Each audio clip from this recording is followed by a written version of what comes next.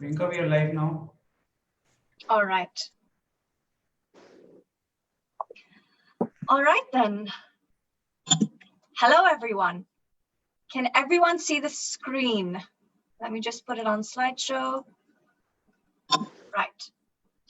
Hello, everyone, and a very, very warm welcome to today's webinar on Northern Frontiers and Central Strongholds of India. For those of you familiar with the region, this will encompass military heritage from the states of Jammu, Punjab, Delhi, Uttar Pradesh, Madhya Pradesh, as well as Gujarat. This is the third of a 5-part webinar series organized by ICOFORT India's National Scientific Committee on Fortifications and Military Heritage. To give you some background on the series, this has been designed to cover almost all regions of India in various thematic areas. This webinar series also aims to highlight various regional variations of military heritage as a response to natural topography, historic urban planning, resource management, defense strategies, and many more.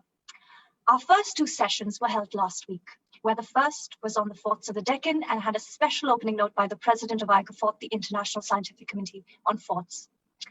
The second session was on Western fortresses, focusing on the military heritage of Maharashtra and Goa, where our keynote speaker, Dr. Tejas Garge, gave a fascinating overview on cannons and the impact of the technology on fortifications in Maharashtra.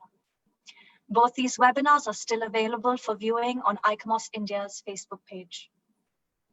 Before we go forward, I want to go through the structure of the webinar and some basic housekeeping rules. The webinar is divided into 2 parts. We'll start with a presentation by our keynote speaker, which will be followed by 10 to 15 minutes of questions and answers. This will be followed by 3 presentations by our very own NSC Fort members, and there'll be a common Q&A at the end of their presentations. The webinar is being brought to you through Zoom and live over ICOFORT India's Facebook page. Whichever platform you may be accessing it, you'll all have the possibility to ask questions to our speakers through the chat or comment box. We'll try to take as many questions as possible. Those which remain will be raised at the very last session of our webinar series scheduled on the 4th of July, or we'll try to address them separately and individually. Now on to our session today. Our keynote speaker today is Ms. Amita Baig. Ms. Baig represents the World Monuments Fund in India, and she has over 3 decades of experience in managing conservation projects and historic sites in India and the Asia region. She's worked with UNESCO Asia Pacific region in the development of the Lijiang models for stakeholder participation, and was also a consultant to the Gulbin Kyan Foundation, Taj Mahal Conservation Collaborative, amongst others. She's worked closely on the World Heritage Sites in India and abroad, and has been involved also with UNESCO's Sustainable Tourism Program in Asia and for the World Heritage Center.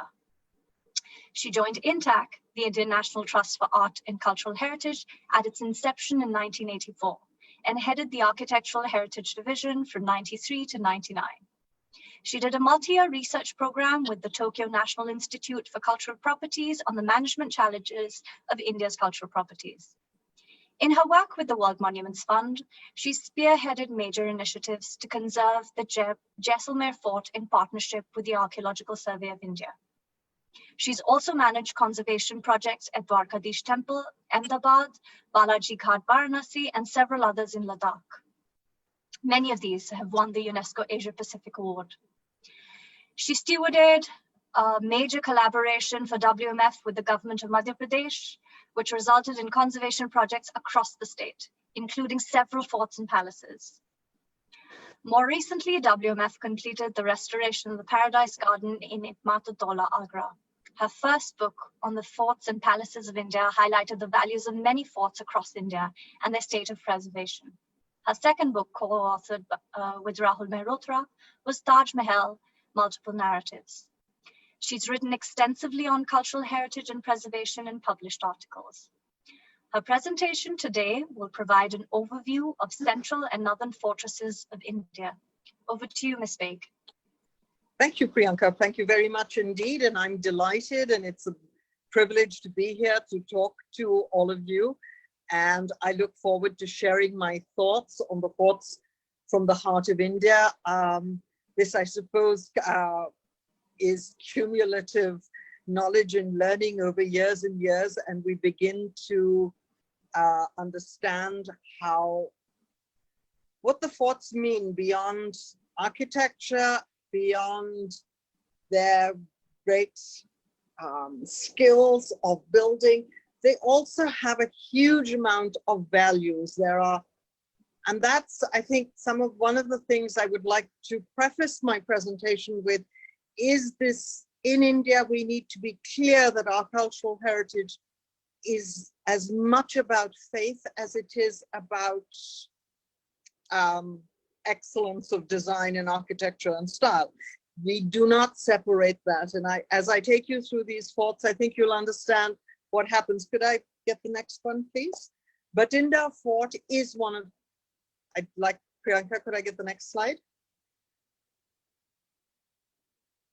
Bathinda Fort is located on the edge of the Thar Desert and reputedly got its name from the Bhatti clans. It is said to be one of the oldest in India, recorded, but here we have a recorded history that dates back 2,000 years. As it was located on the historic trade route, it was an extremely important area in the traffic across from the Central Asias into India. It then shot to fame when it was taken over and conquered by the Aibaks, and they ruled here briefly. And it has a delightful legend with it.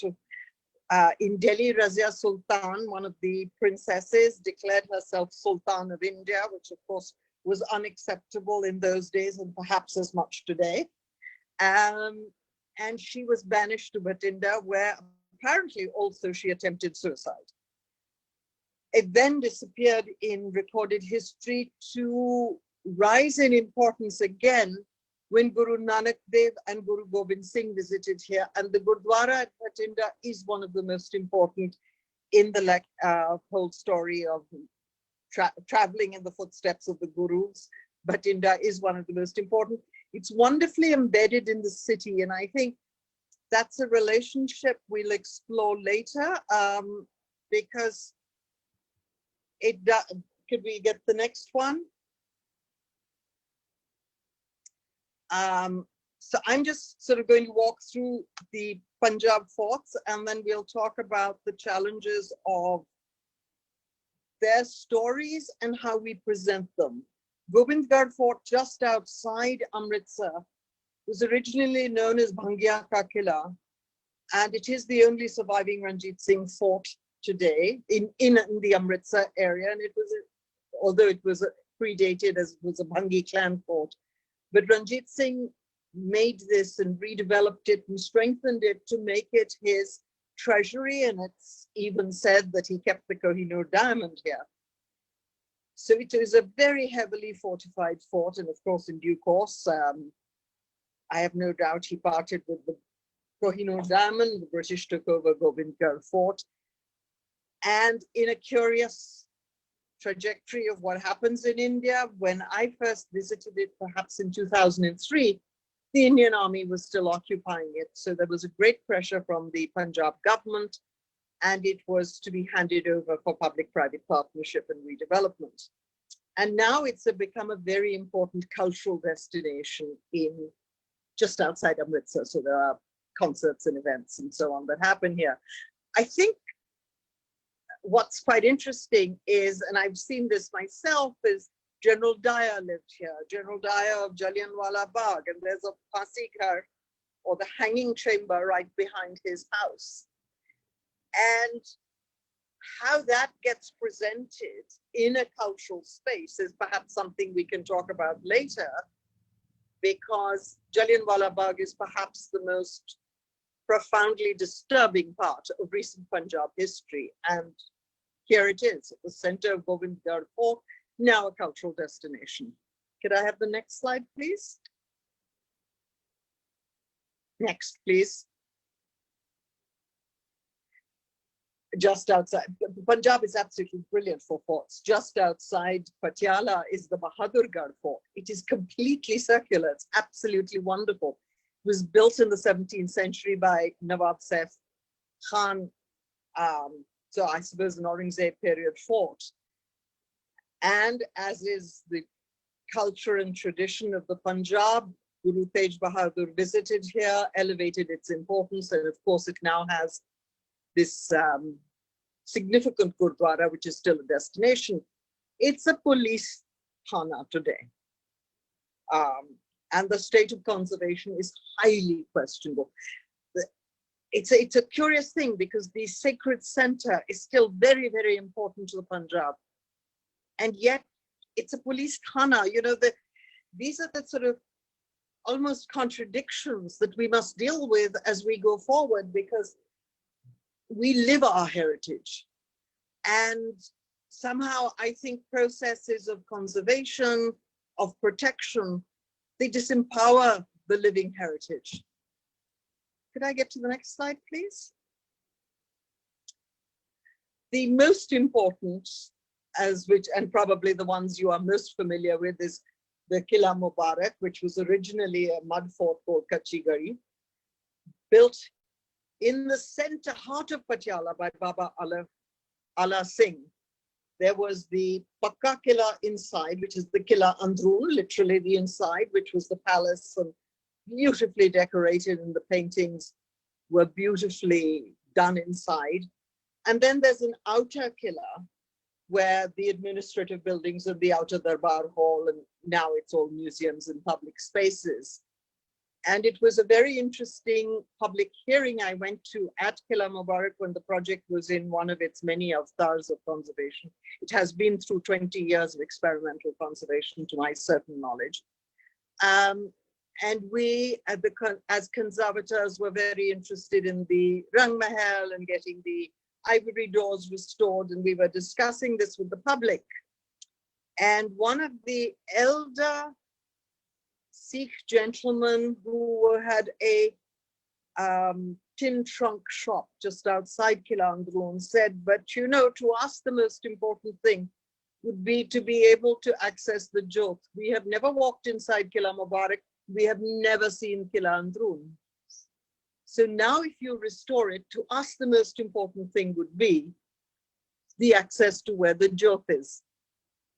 And that transformed for me how you would address it. It was neither a beautiful route, nor decorative, nor anything, but it meant so much to the people who lived on its fringes but had never been inside. And that, you know, was after 60, 70 years of democracy. These are properties where we spend your money and mine to get them restored. And it changed for me how I would have addressed it, but I think over time, a lot of work since then has been done. And so we, you know, could I get to the next one, please?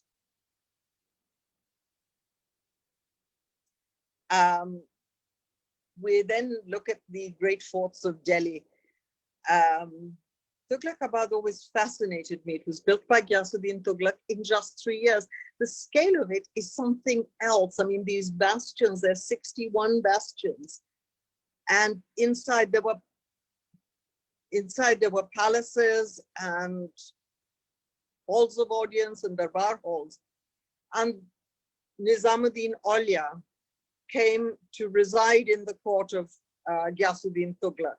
And he felt that, you know, water was a great issue here, and that really water should be, if it was provided in the Killa, it should be provided to the settlement outside. And Tughlaq was absolutely refused that.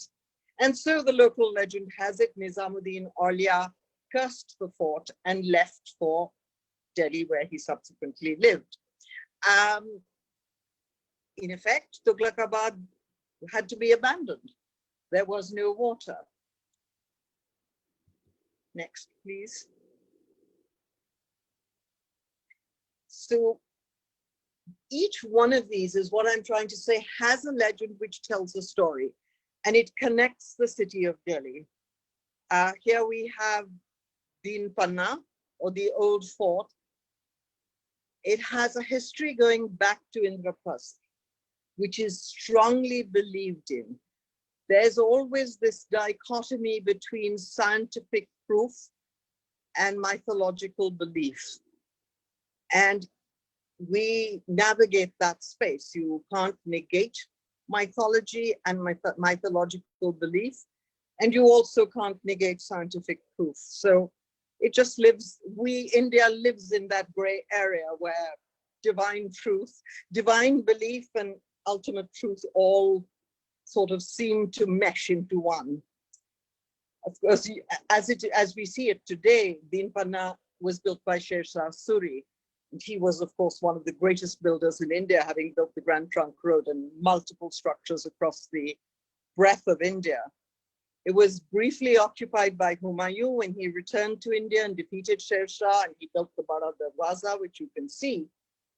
And the gates were far more poetic. There was a princess who said to her husband, "If you don't return victorious from war, I shall divorce you." And he didn't return victorious, so that became the Talaki Darwaza. And then, of course, then there's another one. There's the Khuni Darwaza, where much later, several generations later, Bahadur Shah's sons were killed. And of course, inside, much better preserved, is the library and the center where Humayun did practice astronomy, where he slipped on the stairs and died. It fell into disarray after Shah Jahanabad was built and then acquired the name Purana Killa. But the opportunity to know its multiple stories and things, I think that's the richness I look for when I was working in these sites. Could we go to the next one, please? The next slide, please. Thanks. Firoz Shah Kotla was built after Tughlaqabad. He was really the great builder. He was a patron of the arts. He was absolutely overawed by the great Ashokan pillars. And he transported one from beyond Ambala down the river and brought it and installed it here. There were inside were, of course, palaces with halls and palatial complexes.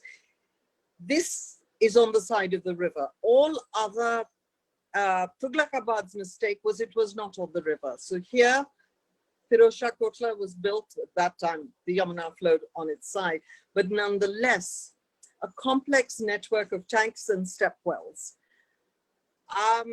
The importance of this is that if ever these forts were in siege, they had adequate water within. The other point I'd like to make here is all these forts were built, of course, with the palatial complex at the center and a mosque and so on. And then there was an outer fortification, which protected the people. So at no point were the people outside the fortification. They had great gates, and at night they were closed and everyone was safe under the protection of their king, who was in the inside Killa. And that's, I'd like you to remember, a very interesting fact, because it changed so much. I want all of you who've been to Firoz Shah Kotla would also know that there's this great tradition of jinns, and it's just opposite the mosque. So the mosque here, which you see on the right, it's a ruin. So it's a sacred space as opposed to a place. And directly opposite is this jinn worship, which goes on to this day, which is trans faith. There are people who come every day, there's food left, there's milk, there are cats, and it's a sort of subaltern practice that takes place, which really doesn't, no one knows the origins of, but it's there and it happens. And it's rich, it's current, it's contemporary. Could I go to the next one? Priyanka? We then have the Red Fort in Delhi, which, as you know, was the last of the great Mughal forts. Perhaps it is also a Qila Mubarak. As you all know, that 12 years into building the Taj Mahal, Shah Jahan up sticks, left Agra, moved to Delhi and built Shah Jahanabad, which was the grandest of all the killas he built. It was the last of the great Mughal forts. It was resplendent in sandstone and marble. He built a whole city alongside it, Shah Jahanabad as we know it today. And of course, that was also a walled enclosed area. Perhaps, and of course, he brought his architect of the Taj Mahal and many of the craftsmen all to Delhi to build this great city. It was and with him came the nobility, so it was rich and vibrant and a perfect planned city of its day, which Agra, where he had presided earlier, was certainly not. It was a chaotic city. But it did mark perhaps the bankruptcy then of the Mughal Empire, and there was no great building after this. Could I go to the next one? Could I go to the next one, please? Hello? Yeah. Agra Fort, I'm sorry, I'm sequencing, I've changed. The Agra Fort was a Chauhan fort, pre-existing. It was a mud fort. One of the lovely, it was conquered by Sikandar Lodi, and one of the lovely stories is Sikandar Lodi came down from Delhi by boat, and it was a very long journey to set up his new capital. And he asked his commandant, his general, he said, "Kahan hai?" And they said, "Aage rahe," and that was Agra. And so Agra Fort was built by him. And of course, he was defeated by Babur and presumably had the great famous diamond, which later became the Kohinoor diamond, which was handed to Babur by Humayun when he arrived to rule at Agra. But Babur never ruled here. It was neither did Humayun, who ruled from Delhi. This was rebuilt massively by Akbar. Akbar was the great builder of the Mughals. He built across the whole country, massive number of buildings, but perhaps Agra Fort was his most ambitious. But it's interesting that he had a very clear vocabulary of the administrative blocks and the military blocks and this very, very strong red sandstone palatial palaces within. In the middle on the left is, of course, the Jahangir Mahal, which was built for Jodhabai, or his Rajput wife, who was the mother of Jahangir. It underwent another transformation with Shah Jahan. And Shah Jahan introduced marble.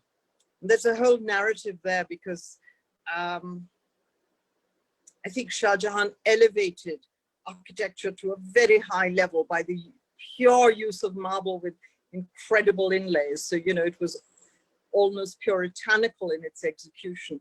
And these series of palaces were perched along the edge of the fort that overlooked the river. So they were completely secluded and the most opulent we've seen. And it's exactly the same, almost a mirror image in the Delhi fort, both of which are World Heritage Sites. But the most interesting one, could I get the next slide, please? Next, please, is Fatehpur Sikri. There's Akbar. He's done his great conquest of Gujarat. There are two simultaneous stories that takes place. He has conquered Gujarat for the first time. His empire is perhaps at its largest. On his journeys to Gujarat, he also stopped in the village of Sikri, where he met the famous Salim Chishti. And Salim Chishti told him if he settled here, he would have a son, because Akbar had no children at that point. So they settled at Sikri, and the Rang Mahal was built absolutely just outside Sikri. And of course, his son was born. And it's one of the charming stories of Fatehpur Sikri because the 17th direct descendant of Salim Chishti still lives there. And in the yard behind his house are the posts of the Jhula of Jahangir. So that, you know, the story is so much bigger than the incredible palace built by Akbar completely new with these incredible craftsmen. And here you see syncretic culture, syncretic architecture for the first time. You have Gujarati craftsmen, and Akbar is beginning to experiment with styles of building never seen before. There's this Panch Mahal which comes up. There's this extraordinary Divan-e-Aam with the central pillar and these brackets radiating outward. Nobody's entirely sure. There's a lot of speculations how these were used. It's actually quite a small room. But what architecture, what grand scale. And it was fed by an enormous lake at the back. And of course, I think as hard as the Mughals battled and as hard as Akbar spent his life in his saddle consolidating his empire, there was also a life of great opulence. And Fatehpur Sikri was one of those places which was the acme of intellectuals, literary people, priests arrived from Portugal, literateurs came, scholars, there was poetry, there was a great cross-fertilization of Hindu and Islamic culture. Then the Persians arrived at his court, the Jesuits arrived. So it was a real melting pot and perhaps the first center of globalization in India. And I think what marked Fatehpur Sikri was this tremendous abundance of construction, of culture, of literature, of intellect, all run and driven by a man who himself was illiterate. He was 13 when he became the Emperor of India, and so he was never schooled. So I think when you see all that, it's so much more incredible. I think it's important to note, there's a theory that, you know, Fatehpur Sikri was abandoned for lack of water. That was probably true up to a point, but in actual fact, his capital never left Agra, because travel for the Mughal emperors was on the river in those days, and Agra fort had the treasuries, and movement was by the river, and that was the center of his universe. And Fatehpur Sikri is also, of course, a great World Heritage Site, and I think if one had a dream to see how it was presented, I think one would really like to know so much more than you are able to see this today. And there's so much more learning and interpretation, I hope, that will take place over time. And reintroducing the Salim Chishti story, because there's this absolutely brilliant, the Sajjadi Nashin, who we met and we worked with briefly, who has more knowledge of the history of Fatehpur Sikri than probably most. And one's regret was that one didn't speak his refined Urdu or understand entirely stories he had to tell. They were rich, but when he took us and he showed us the Jhula of Jahangir, I mean, you know, my gosh, where do you see that? Could I get the next slide, please? Next, please. And so to a completely different kind of fort. I'm going back and forth in history over here. Kalinjar is one of the oldest forts in India. It finds mention in the texts of the Vedic era. Records say it's from the 1st century. And it forms this sort of, it's on the last hillocks of the Vindhyas. So this was the sort of peak of the Chandelas. And it's an amazing bonding of the fort with the form of the hill. It embraces the contours so perfectly. It still has the original living temple, the Venkat Bihari temple. Most of the fort has gone back to nature, but the route to the temple is still there. But the center of Kalinjar fort is Patalganga.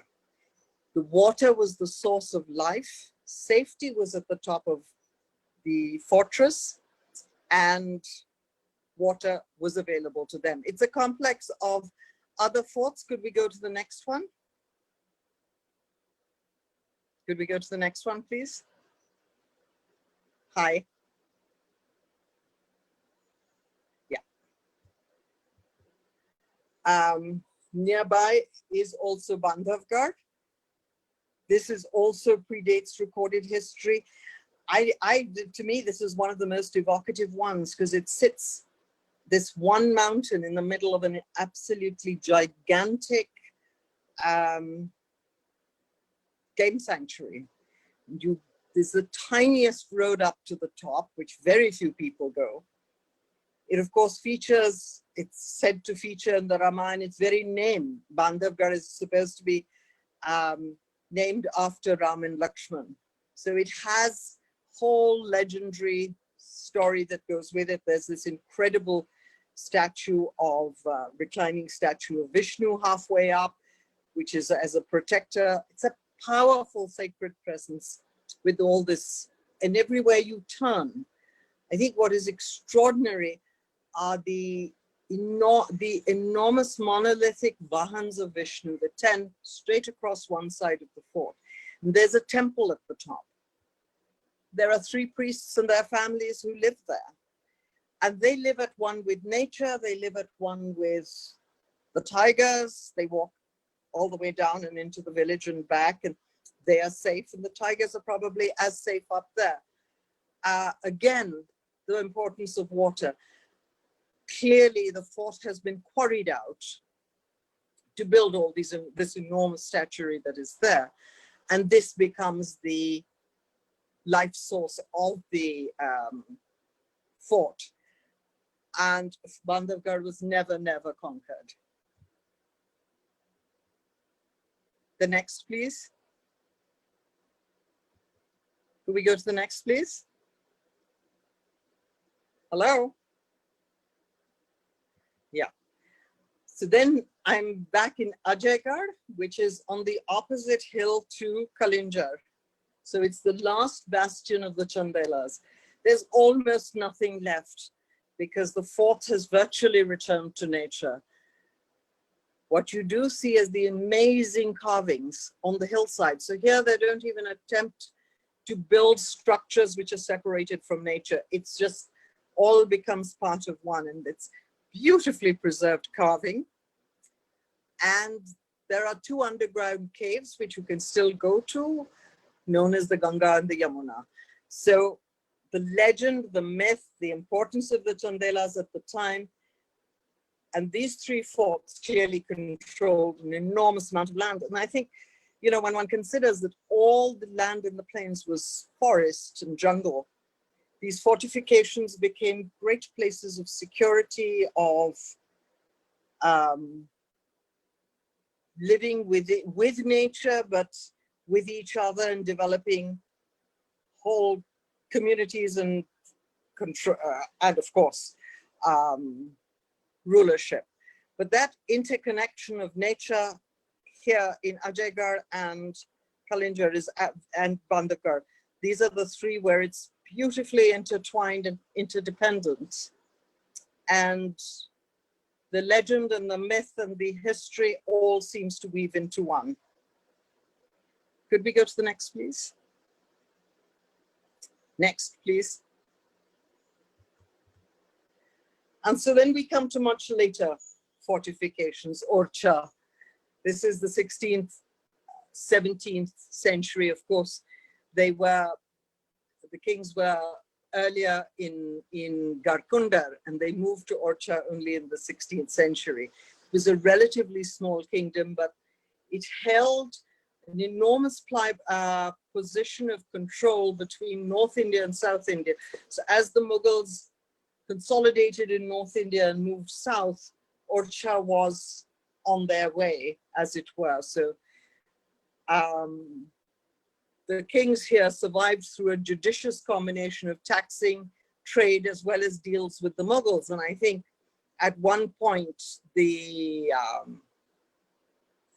saying was, did a deal with Jahangir, and he had Akbar's trusted chronicler, Abu Fazl, beheaded and sent his head on a platter to Jahangir as proof of his loyalty. Of course, Jahangir then agreed to visit Orcha, and Jahangir Mahal was built, which he occupied for one night. It's beautifully embellished with tiles.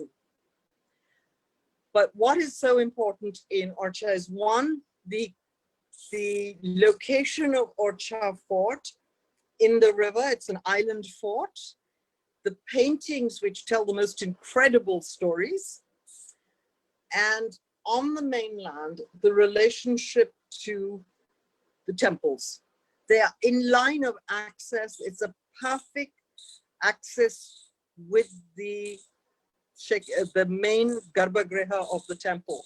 Not one, but several. So it's this great complex of temples on the mainland, cenotaphs, and the fortification inside, which is perhaps the site exemplar of Bundelkhand architecture. Could I go to the next, please? And then further along, of course, is Gwalior, another fort which is built completely in alignment with the contours. It rises to a stupendous height, but its bastions, its entire form embraces this hill and rises out of it. And you think really what extraordinary scale, which is broken by these burjis which are tiled, and then these delicate little canopies. And it sort of breaks the monotony which you see in many other fortifications which deal with massive. But Gwalior manages to make it a far more feminine fort with these little details. And inside, of course, palaces and built over generations and different rulers. And of course, there are buildings by Akbar and Shah Jahan. And of course, as time went on, a very sophisticated water system. And at its base are these massive tirthankharas, which is the whole relationship between the mandir inside, the fort, the gods below, and that connection of the king seeking the blessings of the gods and retaining that relationship, the spiritual and the temporal, is very, very evocative here. Today, the Sindhya school runs here, which was established, what, 100 plus years ago. And in a way, I think a very nice, a very interesting, different way of keeping the fort alive and educating a generation of people steeped in their history. Could I have the next one, please? Next. Next. Priyanka. Okay. And then we come to Ramnagar Fort. I see a question, but I'll answer it later. I think this is one of the most interesting forts in Banaras, because all of Banaras is built on one bank of the river. It's in Banaras, the river flows north-south, and the whole city is on the east bank. Ramnagar is across, and he is actually not a Rajput, but a Brahmin king. So there's that wonderful relationship where his fort rises up to an incredible house. It's a zamindari, and it's an extraordinary structure which in a way almost presides over Banaras, and yet Banaras is so much more important. The Maharaja is the great patron of the Dasera Puja.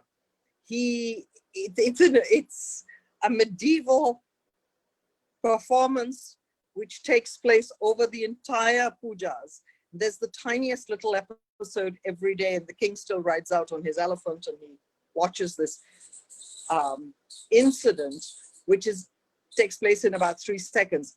He was also a great patron of Bismillah Khan. So sitting out on his balcony, which you see on the left here, is from where he would sit to listen to Bismillah Khan Sahib, who played on the other side at Balaji Ghat.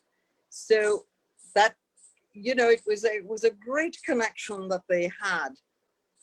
Perhaps, I think one of the reasons why I raise these issues is because these connections and relationships, which were so natural, are now so fractured. Could I go to the next one, please?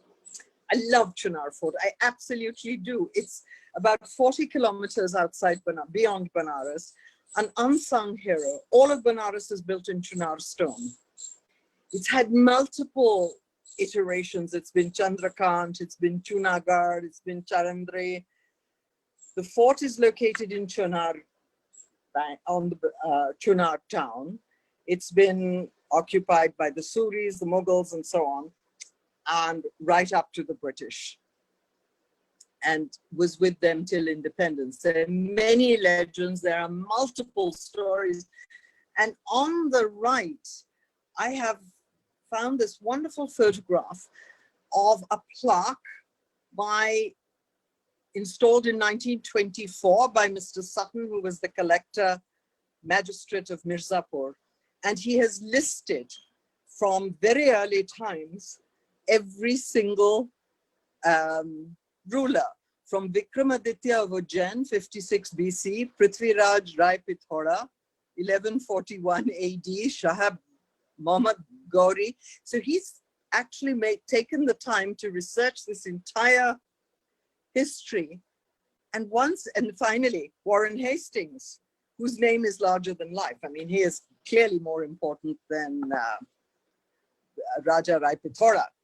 But that whole legend, it sort of converts legend to fact. It converts mythology, and it's now embedded in Chunar Fort, which is absolutely charming. And one really needs to do so much more, because it's an unsung hero. It has an extraordinary position commanding the river, and would at one time have controlled all trade. So trade going up to Banaras or back would have been caught at Chunar, and perhaps that is why for Warren Hastings it was as much such an important fort. One more, please. Priyanka, the next. Hello.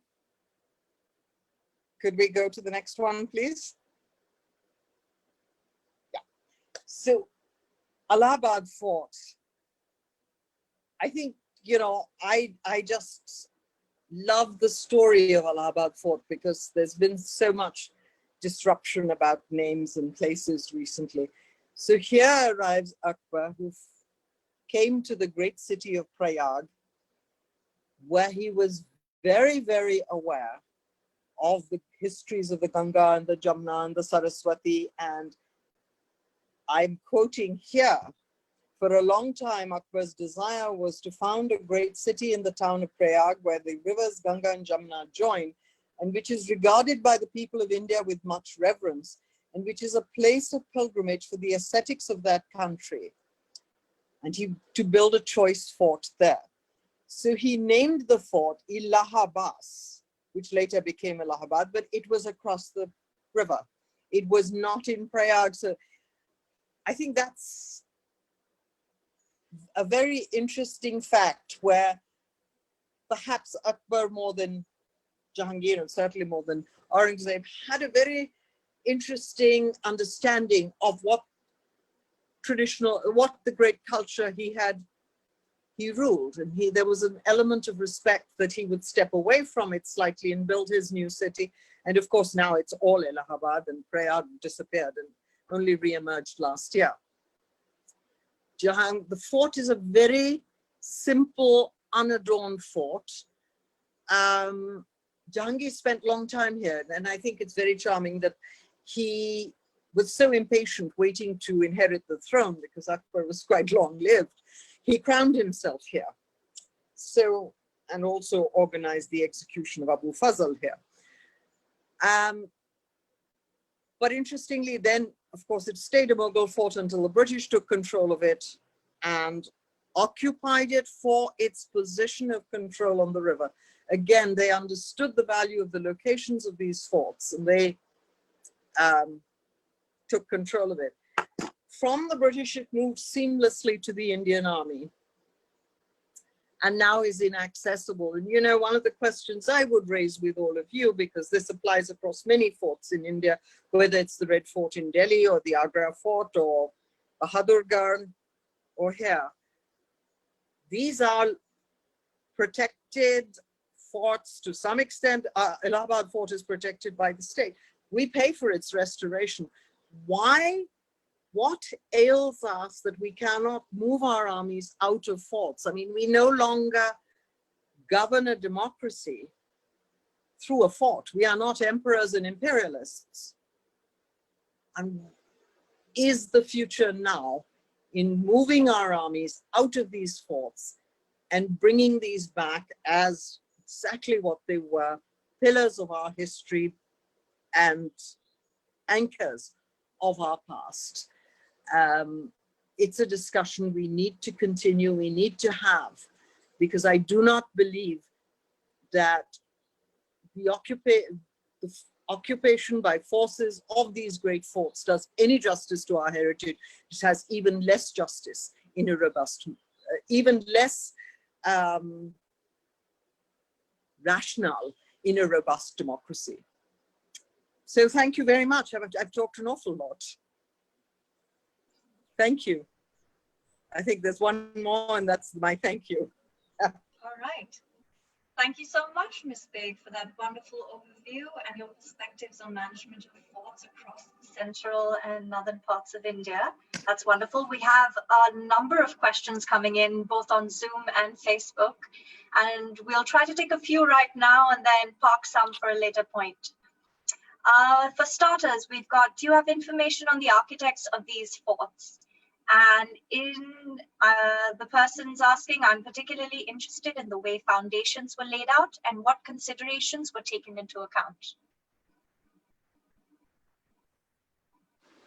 I didn't get the last bit. Architects of the forts, I'm sure there is some, but certainly for the Mughal forts, we have no information of the architects, and I would imagine before that, none either. There probably is some information on the Punjab forts, but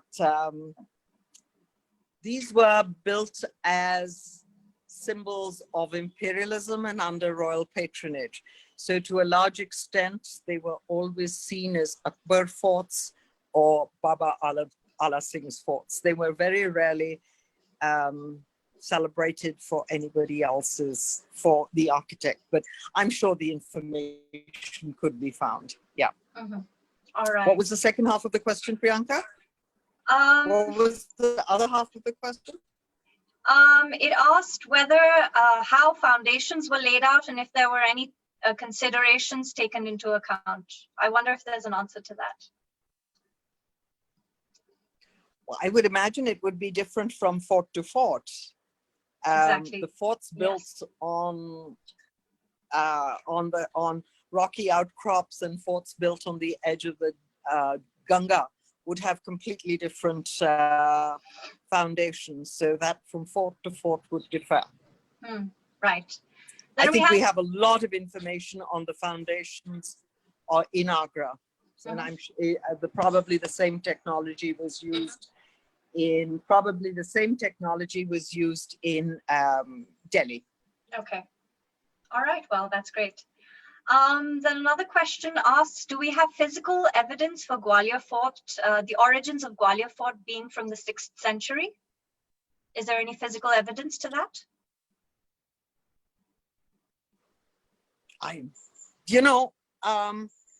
That's the point I was trying to make, is that we have these parallel streams of belief. And to those who believe Gwalior Fort existed from the 6th century or AD or BC, that's the belief.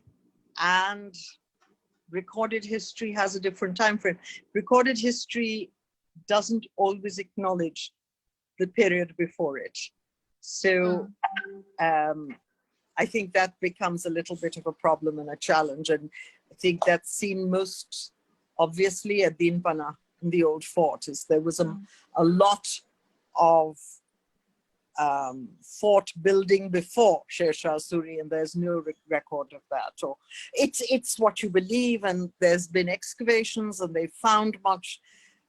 They found, I think, in the Purana Kila up to the 2nd century AD, but not beyond that. Although we have a belief that it goes much before that. Right, right. Now we have a new question coming in. Was the sighting of the Allahabad fort related to enclosing of the Akshavat, assuming it's a living ancient monument? It's a dominating position on religious landscape of Prayag. You know, if reading Abu Fazl, I think there was an element of respect for the religious beliefs that presided at the time, because he built his fort just outside Prayag. It wasn't in Prayag. But of course it dominated the landscape. He was the emperor. Right. Right. Then we have one which speaks of actually now management of these forts, and it's asking, do we have examples of managing ruins of fortifications in India? And what are some good global standards? Oh gosh, we have so many good global standards, and I think I think one of the things that has happened is that the state governments have not really adequate resources to look at their own sites. And a lot of I think there's too much of dependence on the ASI, and they can barely manage their 3,500 sites. I think a lot more players need to come into the game to share or participate or partner in the management of these sites. Kalinjar is kept going by the priests, I promise you. They as is Bandhavgarh. You see the priest go up and down, and he makes sure that the path is clear. And there's probably a festival or a pilgrimage that takes place at a select time, and that opens up the path for them. So it's a question of finally who owns Bandhavgarh or who owns Kalinjar. Private forts like Mehrangarh or Udaipur, they have a much more robust management culture because they have learned to make the forts work with them. I think an interesting experiment is going on at Govindgarh, where it is a public-private partnership. And what the sustainability will be, and I'm talking about sustainability before the pandemic, which has destroyed everybody's plot for or ideas of sustainability, how they would have sustained it in terms of the private partner who needs to make a lot of money. So yes, that's also a very unique thing in India. I think every site has to be dealt with individually with its unique situation, and much more public access should be available. We don't sufficiently value our heritage. Perhaps we have an embarrassment of riches, but this whole Talbehat, Kalinjar, Mahoba area is just rich with forts, as is Maharashtra. And Maharashtra has more than they would ever know how to manage. And I think there is a responsibility that we need to manage them. We need to keep them accessible. They are our history.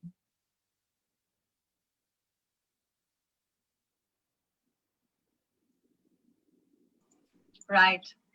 Thank you so much for that perspective. It really brings out a lot of very important ideas on stakeholder involvement, community participation, and responsibilities across the board, whether it's government agencies or private owners of these forts, and the best ways of interpreting and providing access to everyone so that everyone can experience this rich history. Thank you so much. That's been lovely. I think another way you could look at it, Priyanka, is also that these are now orphans. They've lost their patronage. And the few with the ASI of the state government are foster children, some better treated than others. And right. We need to have a more responsible role to our heritage. And I'm calling that across the board. It's as much private, as much individuals, professionals, and government. And it's the attitude we need to change. And to me, that is the worst of it is symbolized in what we've let happen in Allahabad Fort. Well, clearly, that's a call to change and a call to better management. Thanks so much. Now that clearly sets a very good stage for the next set of presentations. And we'll close the question and answer round just yet, and we'll try to address some of these questions at a later point. Thank you so much, Ms. Baig, again. Now, we have three upcoming presentations from members of our National Scientific Committee. First, we have Mr. Ashish Trambadia presenting on city fortresses from Western India. Right. Ashish is currently Director CEO of the Ahmedabad World Heritage City Trust, which works towards urban conservation in the historic walled city, its buildings, sites, and living heritage. The trust engages with several initiatives of community involvement and capacity building, including UNESCO World Heritage Volunteers Program. He started his career from IIT Roorkee back in 2002 as project associate for various post-earthquake retrofitting projects and research publications. Thereon, he continued to work with Intel New Delhi for various conservation projects. Since 2006, he's been running a private practice in Ahmedabad focused on a varied range of conservation projects along with partner Poonam Tripadia. As a conservation architect, he's completed projects with the Indian Institute of Management Ahmedabad, the Archaeological Survey of India, the Tourism Corporation of Gujarat Limited, municipal corporations of Ahmedabad and Rajkot, the government of Andhra Pradesh, and the Self-Employed Women's Association, amongst others. Ashish is affiliated with institutions like ICOMOS, the Council of Architecture, INTAC, GICEA, and Yogada Satsang Society of India. He's also an advisory panel member to vernacular heritage publication, Atulya Varso. He coordinates the National Scientific Committee of Fortifications, the NSC Fort, at ICOMOS India. Ashish's presentation today will share his experience and observations from fortresses as urban envelopes in the region of Gujarat and Malwa. The urban fortresses in this region were mostly on the plains and had typically different features than those of the hill forts of, say, Rajasthan and Maharashtra. The case studies being presented today will include the fortified city of Diu with its coastal features, the city of Junagadh with multiple layers of history. He will then be speaking on the fortifications of the city of Ahmedabad, where he resides, and its various phases. And lastly, his presentation will take us through the unique region of the Chambal Valley, where the expansive Hinglajgarh Fort is sited. Over to you, Ashish.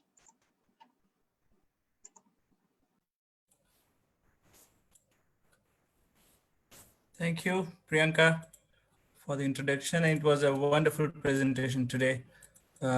Friends, by Ms. Amita Baig. Let me start, just a sec. Slideshow.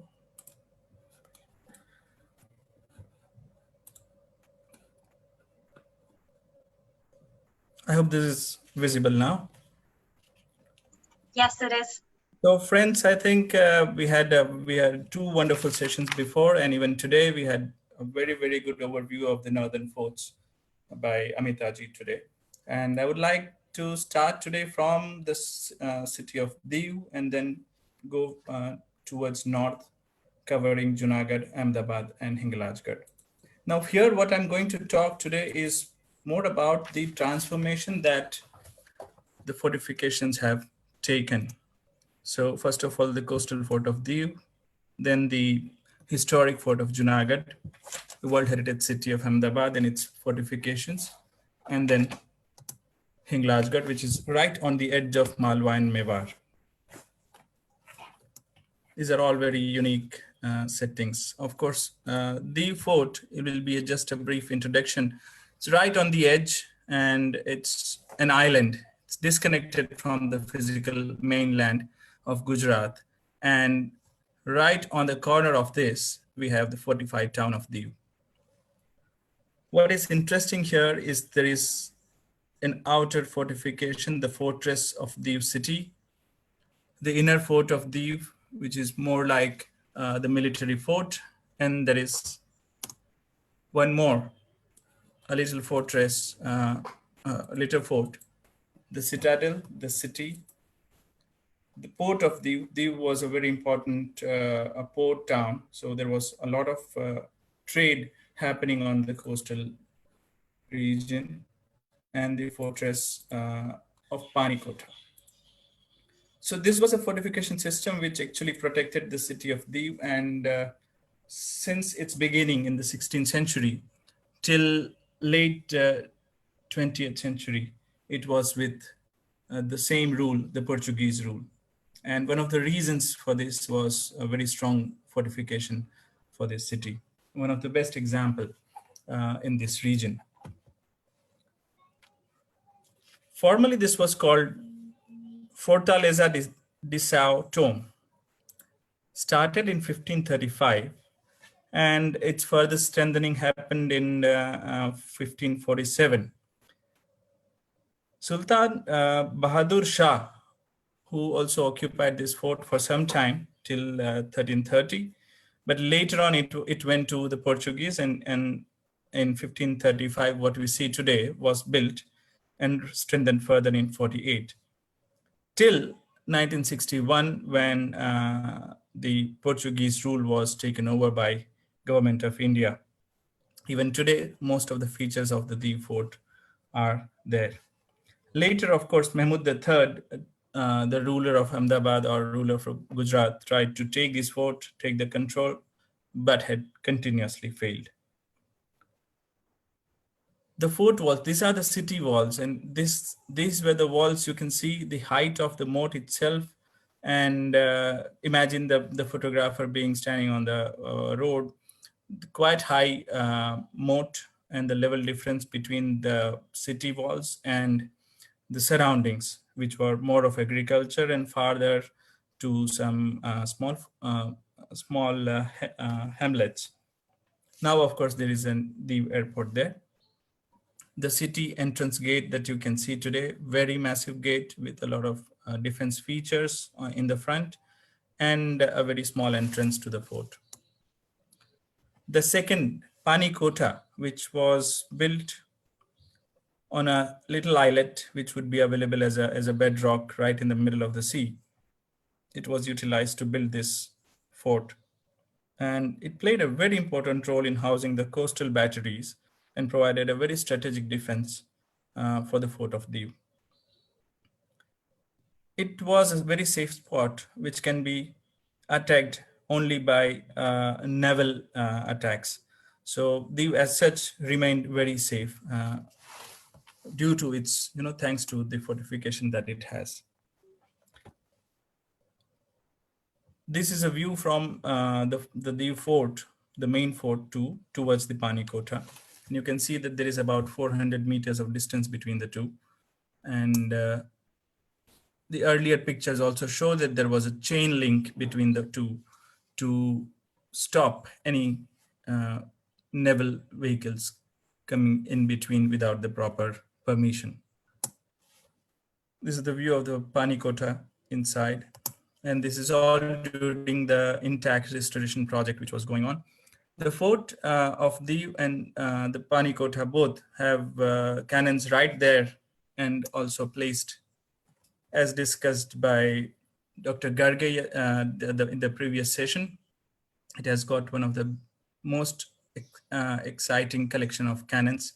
And these are the cross sections of Panikota Fort from different levels. So the ground level, which has got a massive sandstone core, and the boundary wall, which has got little battlements.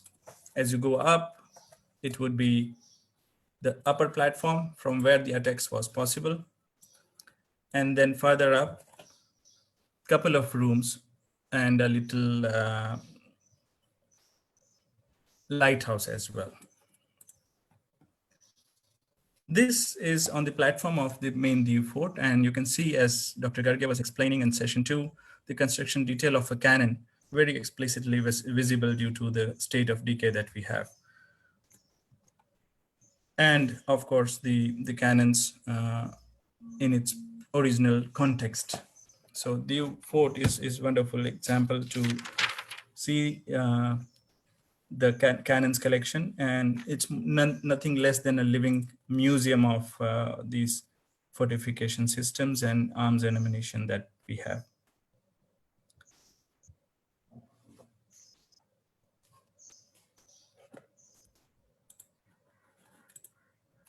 This is the moat to this. This is the third level of the fortification security in terms of the moat that was dug, and the same stone material which was used for construction of these massive thick walls of the fort.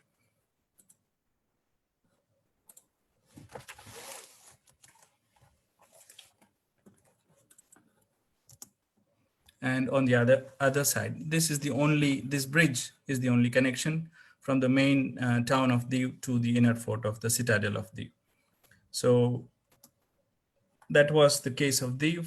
Now the city of Junagadh, one of the oldest fortification known in this region, and which has got a very many records in history. So this is a picture taken from the nearest mountain, and you can see the urban, the inner citadel fortification called the upper court. So there are two fortification layers, the upper fort and the lower fort. The upper fort is for the citadel, which was under which was used as a center of administration until until the first Babi Nawabs. Later on, they shifted the citadel or the palaces in the mainlands of Junagadh. So the context of Junagadh, the natural geography of Junagadh is very interesting. We have got the mountain range of Girnar and this series of little hills all around. And this is the city of Junagadh. And that little green spot that you see here is the fort of the upper court and the outer fortification right here. There are two major rivers, Uben and Ojat, which creates a delta, and therefore it was very, very fertile agricultural land, and Junagadh continued to be the administration in the center and a very successful city for a very long time. Of course, when we say Junagadh, it was once a forgotten town. The name Junagadh literally means an old fort. There are various records of this place in text, saying Ugrasengad, Jirnadurg, or Jirnagadh, sometimes also Jirna Prakar. These are on the textual references and some stone inscriptions. The earliest reference to this fort starts from the Ashokan rock edict, which is right behind the upper court, approximately 800 meters to a kilometer from the upper court, and which mentions that there was a settlement beyond a very large human built or man-made water body called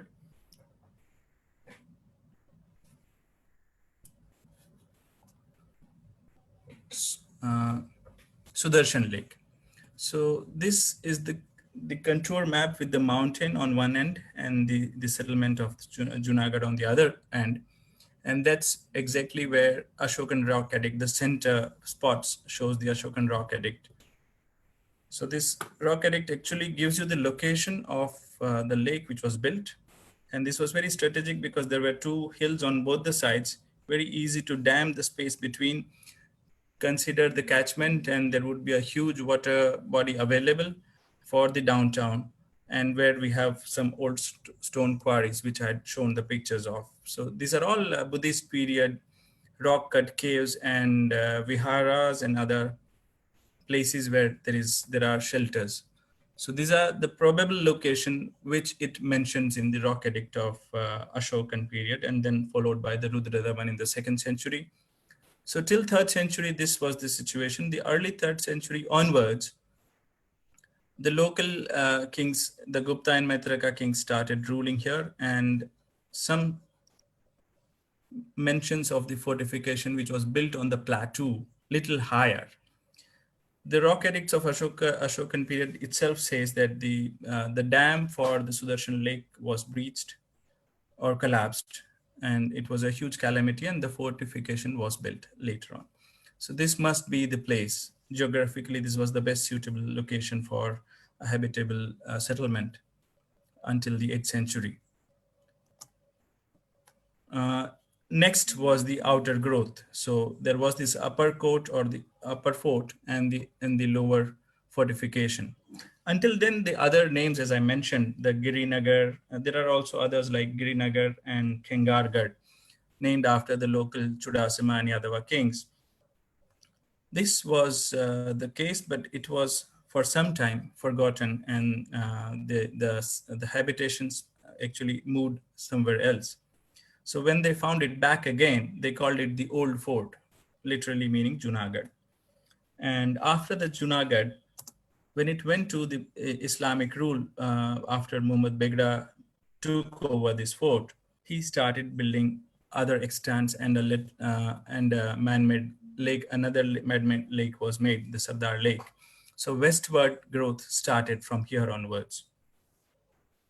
Here, I think at this juncture, Muhammad Begda renamed the fortification as Mustafabad, but the name didn't become popular as such. And the outer fortification, which was built during the Babi Nawabs, which actually ruled, and they continued 17th, 18th, and 19th century until the independent India. So this was the city of Junagadh with its fortification, the inner fort and the outer fortification. And during the British period, all the outgrowth started with had got a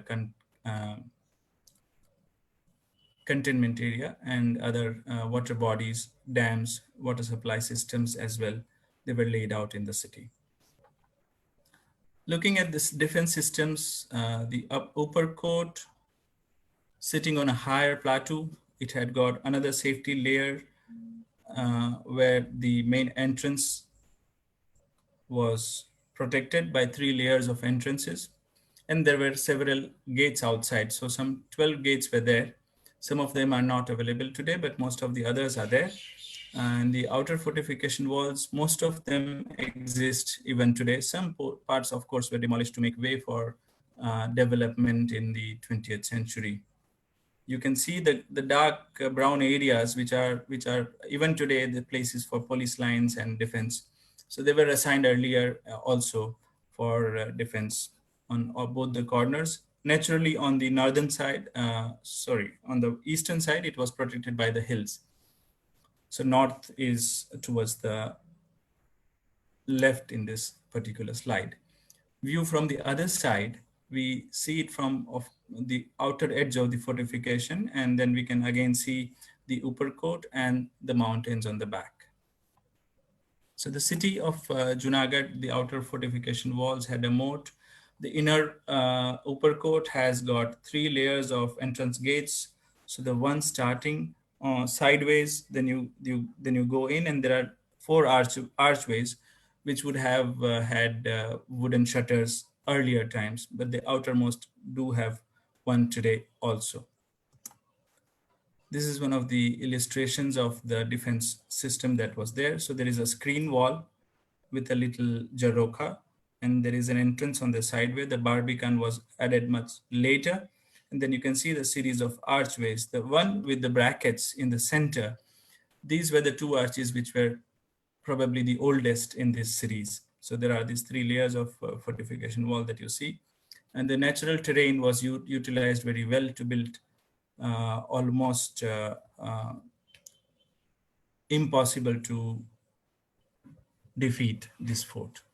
From the other side, this is the very high fortification wall, and you can see the different shapes of bastions. So clearly it has got many phases of construction. The stone material, which was quarried from right there, turned into a moat, kept a safe distance, and the fortification walls were built.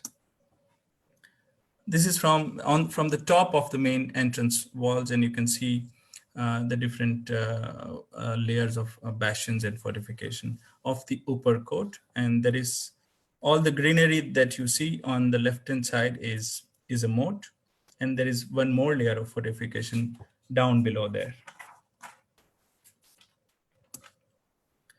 These were all the additions during the British period in the outer fortification walls, and by the British, most of these gates were modified also. So the locations of the gate were there earlier, and then the Britishers added.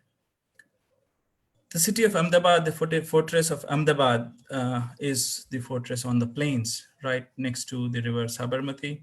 And this is one of the old map available in the 1800s, which depicts the city, fort walls, and its extents. also the road network that we see today. This is around Maratha period map, so much later, and this is a visual which explains the extent of fortification that we had. The city of Ahmedabad had 12 main city gates. Few more were added during the expansion as we have on the east some railways and other developments coming. The industries started coming in, so in the British time new gates were added.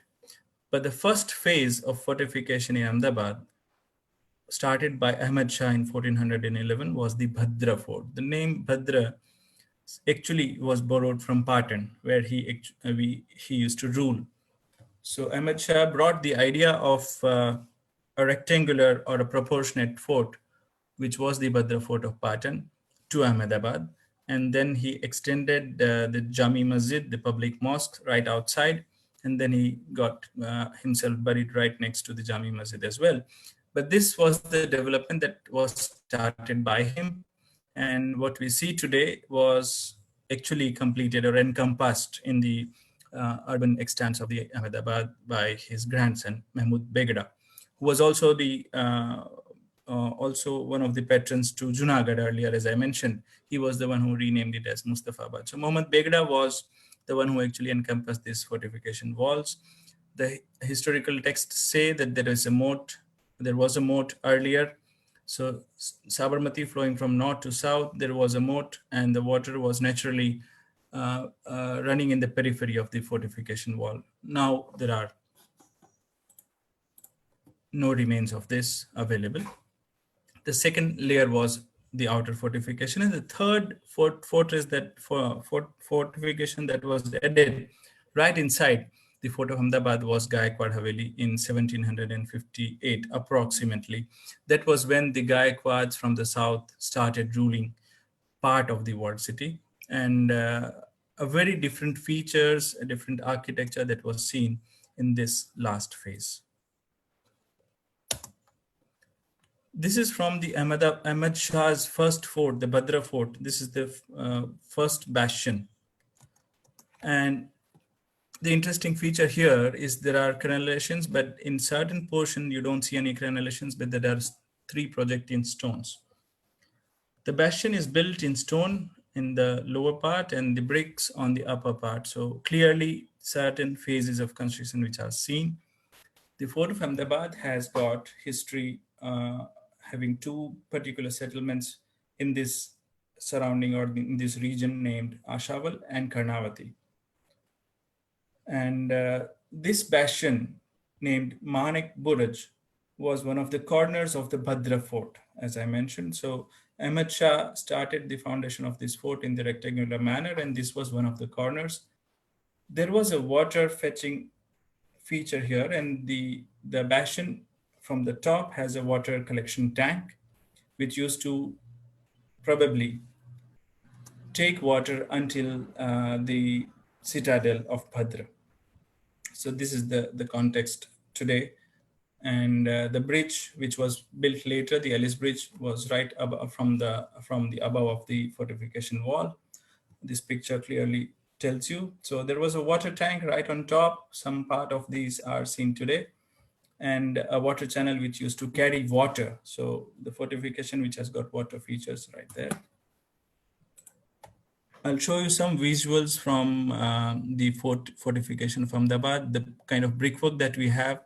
This is the Bhadra fort, the citadel of Ahmad Shah. The upper parts, of course, were added much later, and which were very high in terms of height and safety. So these are the features of the Bhadra fort, where there was a residential palace earlier existing. This is the gate between the Bhadra and the outer city of Ahmedabad, called Teen Darwaza.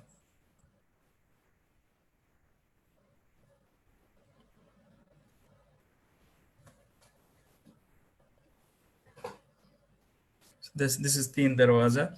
So the gate between the palace and the public settlement, ceremonial gate. This was the British period edition on the eastern segment. This is the gate towards Delhi and the other gates of the city as they are today.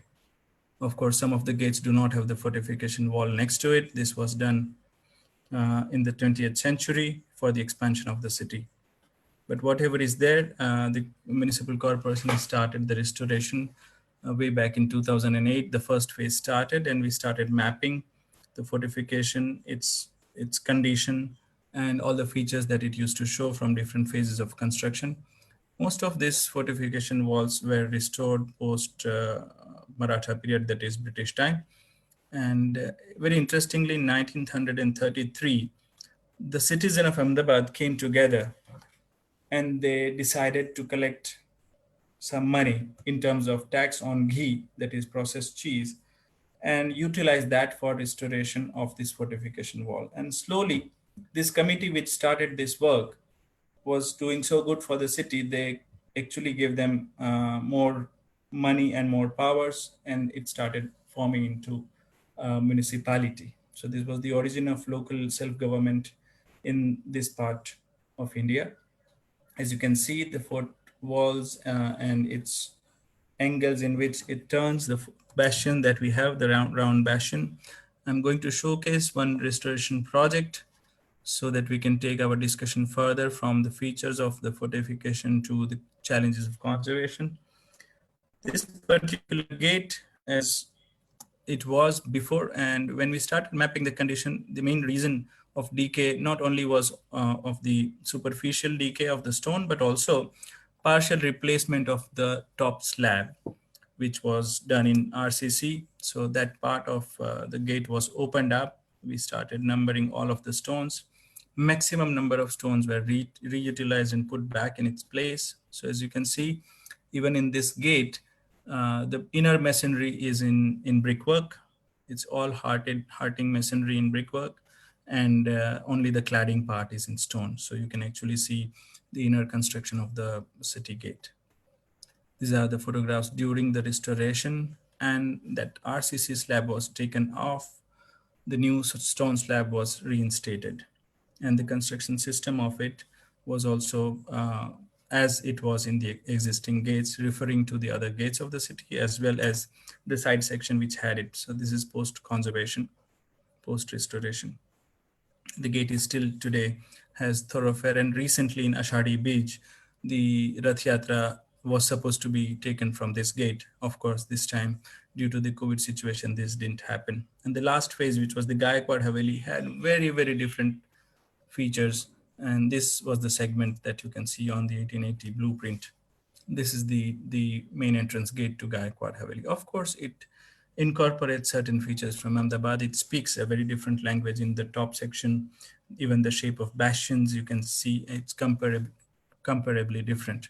This is the view from the back side. The other features of Gaikwad Haveli includes this watchtower, and clearly the top floor was added much later. So even today, this Gaikwad Haveli is housed by the crime branch, the police department. And as Amita actually posed this question, should we continue? And this is one of the contexts in which it is today. The last case study for today from my side is Hinglajgarh Fort. And right on the edge of Malwa and Mewar, even in the map of today, where there is a yin-yang situation between Rajasthan and Madhya Pradesh, the Hinglajgarh Fort itself has on one side the edge between Rajasthan and MP. So this is the natural setting in which it sits today. And these are all the valleys of Chambal. And there is a little plateau, triangular plateau, which was there and was utilized for a military fort. This was a very, very suitable location for defense, because it was the edge of Malwa and Mewar. So a lot of fights used to happen here. So this can be compared to defense forts. The earlier two forts were more like city forts, settlement forts. This is the natural topography that you can see today, and our complete rocky outcrop was used as the edge of this fortification. The other important feature of this fort is the previous phases. So what we see today, or the images previously that you saw, where from the 17th, 18th century reconstruction of the fortification, which was started by Ahlia Bai Holkar from Indore. But there were previous layers of fortification that we actually started looking at when this World Monument Fund supported project started with the MP government. So you can see that the reconstruction actually utilized some of the architectural pieces. This is 17th, 18th century. So of course, the difficult part on the edge, as we saw in the previous pictures, they were later period, but there were fortifications on the plains. So here there is an illustration on what we understand from the phases of construction. The valley below would be most appropriate to have the first layer of the green one, the first layer of fortification, followed by the next one on top, the upper fort, and an outer fortification similar to what we have in context of the city walls. So there are these three walls, which is right on the right edge of the fortification, which has got distinct features, and the middle wall between the black and yellow uh, polygons that has got similarity with the first one, and all the other fortification walls on the edge has very different features, which we can see comparably different today. So a fortification has got a lot of other features as well. It has got many buildings inside it. It has got, so this was one of the previous or the first layer of fortification, somewhere expectedly between 10th, 11th century, or maybe little prior to that, which is plain in nature, rectangular bastions. And this is the 17th century, where we have got round bastions, construction right on the edge, and some of the reutilized stone from the previous construction. The 18th century, 17th century, 18th century fortification has got very high level of defense features, including the cells for the soldiers, a lot of cannon stations, and this is one of the top view from the drone that I would like to play for you today. These are the fortification on the edge, but right on the right side we have this 10th century fortification wall, which has got very different architecture, and also thickness of construction that we have is different. So this is this 18th century section, and you can see the gate has got multiple entrance ways, and it may adds to the difficulty.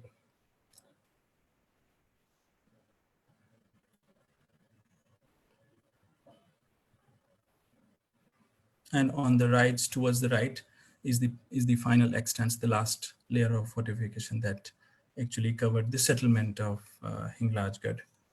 So there are popular belief that there was a city called Patan here, which was shifted to Jhalara Patan in Madhya Pradesh, in Rajasthan later, which was shifted probably due to epidemic, but reason unknown in terms of written records.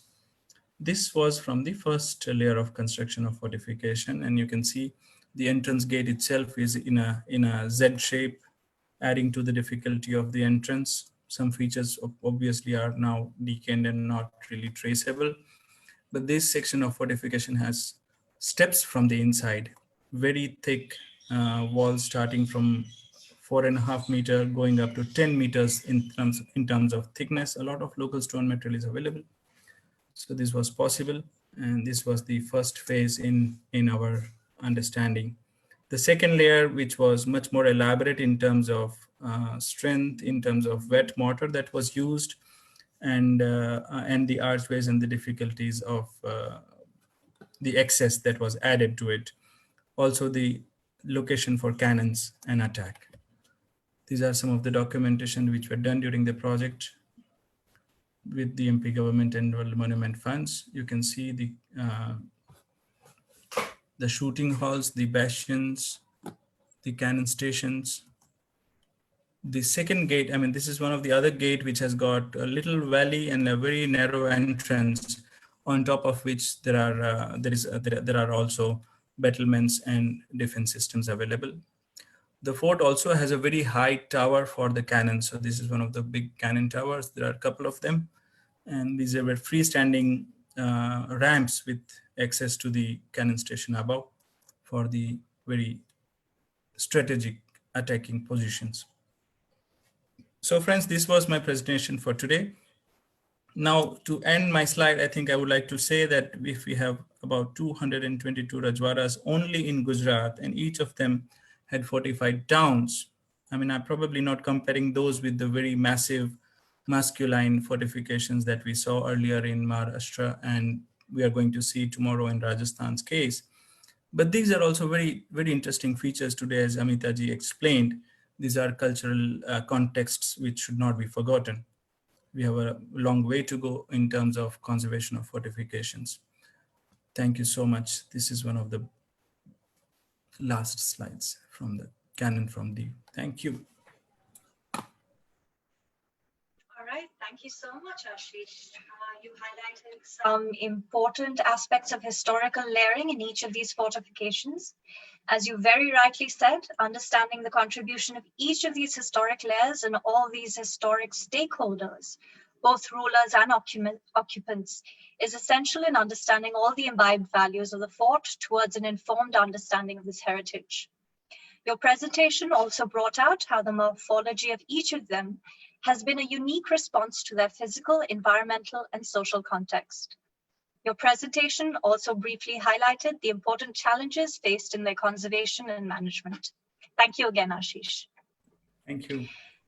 As I mentioned at the beginning of the webinar, we'll be taking questions for this presentation and the next two altogether in a common Q&A session.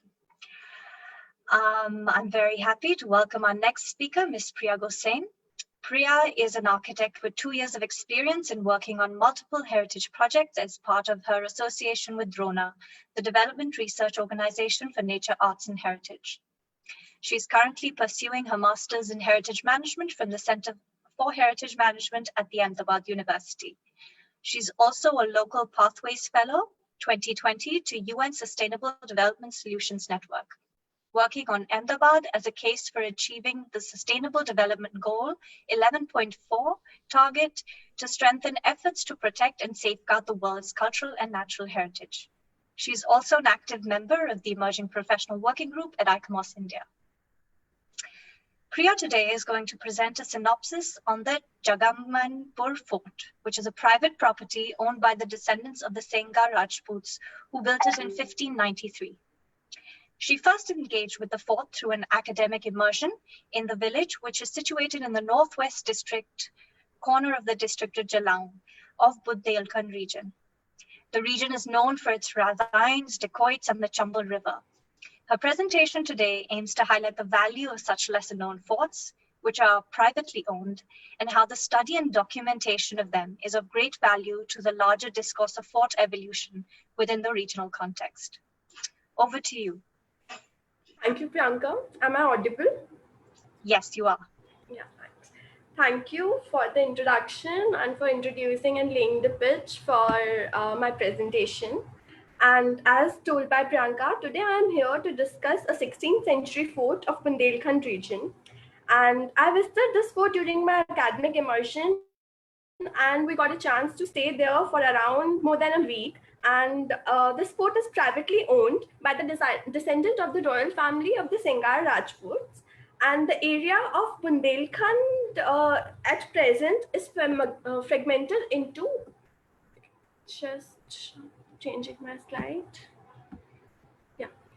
So the area of Bundelkhand at present is fragmented into 2 states of India, that is Madhya Pradesh and Uttar Pradesh, comprising of 16 districts in MP and while 7 in UP. So Jagammanpur is a small village of Bundelkhand region, and it is 220 kilometers from Lucknow.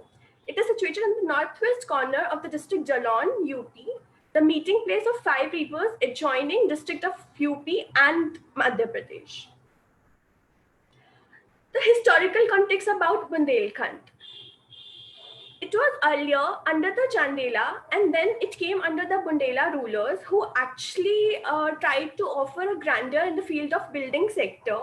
The tradition in the building construction sector established by the Chandelas were continued by their successor, the Bundelas, and they built innumerable forts in the long span of their rule over the region, and with the terrain of the Rocky Mounts were considered impregnable, and they were used very much in the building construction techniques of these forts. History of Jagmanpur can be traced back to the medieval period around 16th century, when the Sengar Rajput shifted their capital from Kannur village to Jagmanpur. Jagmanpur lies very near to the junction of Sindh River with Yamuna in the extreme northwest district, as I mentioned earlier. So the place was residence of Raja Roop Shah, a Sengar Rajput, in a large machinery fort, that is the Jagmanpur fort. The Raja used to be honorary magistrate and was also allowed to keep 2 cannon on rent during that time. Sengars are Rajputs mentioned in the Chhattisgarh 36 clans, and they are originated around Madhya Pradesh and are also found in Jalon. As I mentioned, Jagmanpur is a part of Jalon district, Datia, and other regions of UP. The Raja Sahib, or the crown person of Jagmanpur, is the hereditary head of all the Sengar Rajputs, thus making it the headquarters. The 16th century historical village was named after its ruler Raja Jagman Shah, who actually built the Jagmanpur fort in 1593 in the 16th century.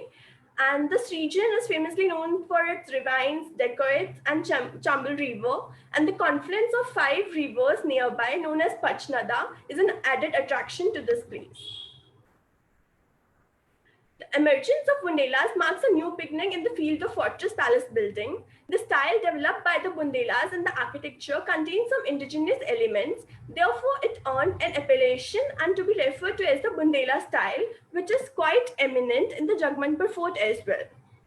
Jagmanpur fort is a 4-story square fort with a moat on 3 sides, as you can see in this Google Earth image. That this is the fort, surrounded on the 3 sides by the moat, which is 50 feet deep and 100 feet broad, with big and small halls and rooms. That is the Jagmanpur fort, and a single terrace 150 feet by 75 feet, from where one can have a panoramic view of the village and the rivers.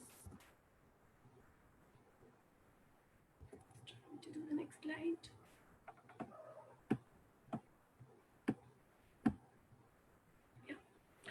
The site of the Fort Jagmanpur was a contoured land shaping as a quadrangle, forming a usual geometry of Indian forts. The site of the fort is situated near the bank with junction of the rivers. It is spread over the land of 7 acres as per the documentation. This fort has a ramped entrance, as you can see here, from both the sides, which finally show the use of contours of the site, making it intact. There are 2 big bronze and 2 big iron entrance gates. The construction of these gateways is based on Tibet style, which enchambers built on either side to accommodate the guards. The planners and designers of the citadel in this fort haven't only tried to incorporate the military checkposts at different levels. There are bastions, of course. There are high walls to strengthen the fort and to act as a defense mechanism. But there are also other systems like the moat, the water management system they try to incorporate for the longer survival of the people as a defense system when being attacked. Though this sort of fort was never attacked by a major war or army, but majorly, as I told you, was the area in UP near the Chambal River, where more of the dacoits and bandits used to came for the lootment of the area. At that time, during that time, the owner of the fort, the king, at that time used to give shelter to people of the village into the fort and accommodate them. So the fort also caters with how those people will be living, and then their food and their storage, military, and also the water should be provided to them. Each stone supported by intricate brackets run all around the building. The topmost story has 4 dome pavilions, as you can see in the image. and 4 dome structures at the 4 sides. Each dome superstructure is surmounted by 4 smaller chhatris, while the 4 side pavilions are also flanked by 2 pillared square kiosks or the chhatris. When you look at the forts for the first time, you can see the influence of different styles of architecture. There are many components like the Islamic arch, colonial raiding, the intricate carvings of different styles that I would like to mention, but it's shortage of time. I'm not covering that. It's just a synopsis. So it clearly depicts the architecture has evolved over the time, and according to the eras, the influence which was inculcated in the fort, and it shows the variation from the Mughal then to colonial style of architecture, and the freshness of some walls and condition of some structures are really good, which actually encourages you to think about that how it could be used further, or what could be the other use and the management and different aspects. Whereas the exterior is predominantly indigenous, while interior is predominated by Islamic and accurate methods. Here you can see in the plan that the other prominent feature of this fort was the Indian courtyard. There is almost a courtyard juxtaposition with different spaces. And every courtyard has its own story, and everywhere the feel is totally different inside, of the mix of which can be seen from outside. So they provide different small spaces, and every space has a very different feel and used for a very different purpose. Then here you can see the temple that is inside the fort, as mentioned by Amita ma'am in her presentation, that it isn't just about the military defense system of these forts and the architecture or features, but also about the beliefs or how the people feel connected to the forts. So Sant Tulsidas laid the foundation of the fort and presented to the Raja one Ekmukhi and one count and the Lakshmi Narayan Vadi. These are still worshipped and kept in the temple inside the fort, which makes it a living tradition because people come from far and near, and the royal family also keeps visiting the place to actually do these sort of rituals annually or periodically. So the fort was used to protect local people, as I told earlier, from dacoits, bandits attacks, and provide them shelter. And also the headquarters of the royal family of Singar Rajput. They used to live here, hold courts, festivals, celebrations, ceremonies. Thus, it has much of association with the fort. So in conclusion, I would just like to say that these sort of forts not only serve the points of defense mechanism, but also are the centers of power for the medieval chieftains who resided in the forts with their family and military contingents to guard the area under this command or authority. Planning, location, strategical designs, as we have seen in the previous forts also, were made to deter the enemy access to it. Then security, not only security, but cultural, the strategy for the defense, identity that people, the royal family feels associated with that fort, and many other associated values are attached with these sort of forts. Though this synopsis was of an independent fort, but it gives us a fair idea of how much unexplored forts are worth to be studied and documented for the heritage value they possess. Because when I was studying about this fort, the lack of information, the lack of documentation, the lack of resources was one of a challenge. But then there was so much, and I felt so much potential in this sort of fort that if such forts exist and we could do something about it for the academic purpose and for our NSC fort, then it would be a good to go thing. And then these are some of the references of the information that I have used in this acknowledgement.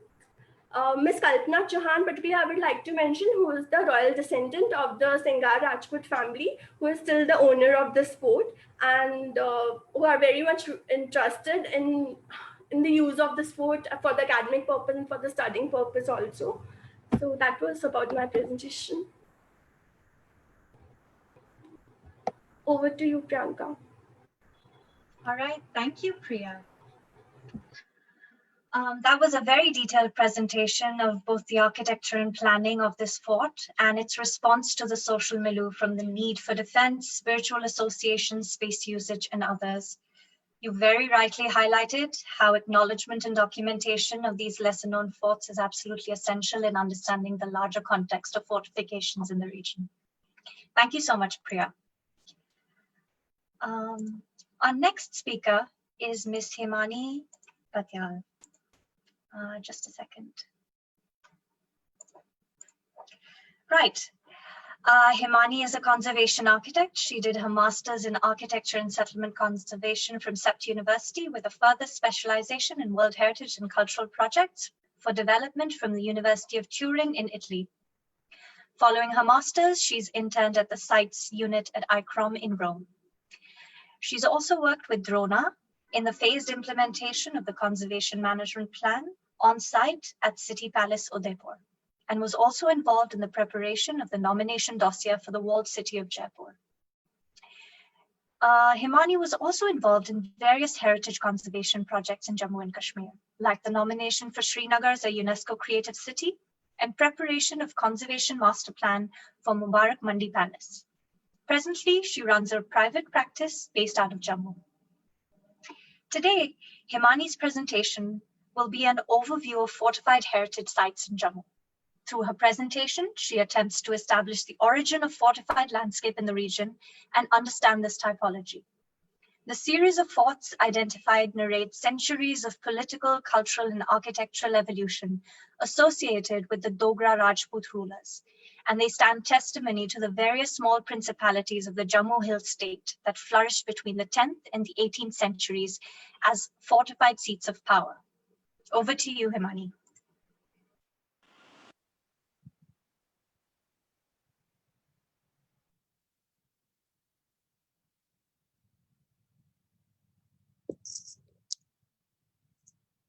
Yeah, am I audible, Priyanka? Yes, you are. Thanks for the introduction, Priyanka. So I'll be speaking, I'll be giving an overview of the fortified heritage of Jammu. So most of you might not be familiar with the fortified landscape of this region. So to start with, it becomes very important to understand the fortified landscape of this region. So we have to understand the historical layers and the evolution and what is the physiography of this region. So if we look into the historical timeline of this region, so in the 14th century BC, we see the capital of Jammu was at Bahu, which presently has the Bahu Fort, and Raja Bahu Lochan found this city of Bahu. Earlier, the citadel was at Bahu, and later Jambu Lochan found Jambupura on the opposite hill to the Bahu fort. So around in 11th century AD, the capital was shifted from Bahu to Babur. And then in between the 12th to 19th century, we see the rise of Dev dynasty. And again in the 14th century, Maldev shifted back the capital from Babur back to Jammu. And then we see the emergence of 22 hill states within the Jammu province. So these were small principalities which were ruled by different Rajput clans, and they emerged as a center of political power among the 22 principalities of this region. So most of these smaller states were brought under control by Ranjit Dev during the Dev dynasty. And then we also have see the invasion of Timur in the 14th century. He invaded Bahu Fort. And then again in early 19th century, Jammu was formally annexed by the Lahore kingdom. And in 1822, Maharaja Ranjit Singh of Lahore Darbar gave Jammu as Jagir to Gulab Singh. And then we have the coronation of Gulab Singh at the banks of Akhnur Fort at Jiapota. And then in 1846, Maharaja Gulab Singh signed the Treaty of Amritsar, and an independent state of Jammu and Kashmir was formed. So it is basically very important to understand how these 22 principalities they formed. So the 22 principalities which can be seen on the map, they form the Dogra circle, and each principality had its own fort. So the current if we look at the administrative map of Jammu, it has 10 districts, and if we look at its physiography, it is divided into 3 regions. We have the outer plains, which is also known as the Kandi belt. And then we have the Shivaliks, which are the which lie at the low foothills of the Himalayas. And then we have the middle mountains. So the outer hills, which are the Shivaliks, they basically separate the outer plains and the middle mountains. So if we have to construct the image of the Dogra fortified landscape, so we see the hill states majorly they played an important role in forming the image of the fortified landscape in Jammu region. The smaller principalities emerged as a center of power and control of Dogra Rajput rulers. The forts were erected in these principalities generally on a ridge, keeping into consideration the strategical planning principles.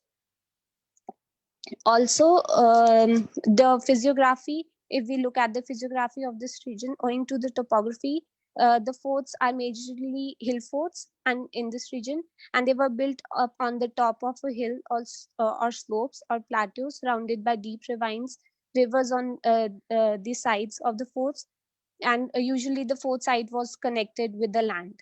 So some of the major example of hill river forts is the Riasi Fort, the Akhnur Fort, which are on the banks of Chenab River. Also, the sacred value, if we look at the sacred value of these forts, these hill forts were protected by the divine powers.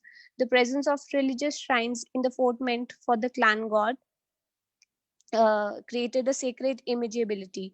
For example, the fort of Bahu is till date deeply revered by the locals due to the presence of Mahakali, which is the presiding deity of Jammu city. So I've tried to map the forts on the map of Jammu. So I was able to map around 20 forts, but there's a book called Duggar Ke Durg, which is written by Padma Shri Shivnir Mohiji. So that book records around 120 forts in Jammu region. Some might be in ruin state. And among the forts which have been identified, there are two forts which are ASI protected and four forts which are state protected monuments. So what I've tried to do is to look at the mapping of these sites according to the physiographic division. So if we look at the forts which were mainly in the plain area, and the forts which were in the upper the Shivaliks belt, they were mostly built on the slopes, and so the construction was done accordingly to the physiography of that place. So some of the prominent forts of this fortified landscape are the Bahu Fort, the Riasi Fort, the Ramnagar Fort, and the Akhnur Fort.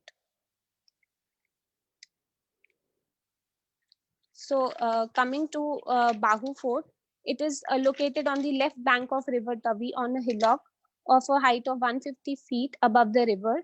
The fort came into existence with the formation of new town of Bahu, founded by Bahulochan, and it was reconstructed by Otar Dev in the 16th century. But what we see today is the final shape of the fort reconstructed by Maharaja Gulab Singh in the 19th century. So the basic plan of the fort is very irregular in shape, and on the upper start of the fort we find a temple attributed to goddess Kali. So the image of the deity was established way before in the earlier times, but the temple was constructed by Gulab Singh.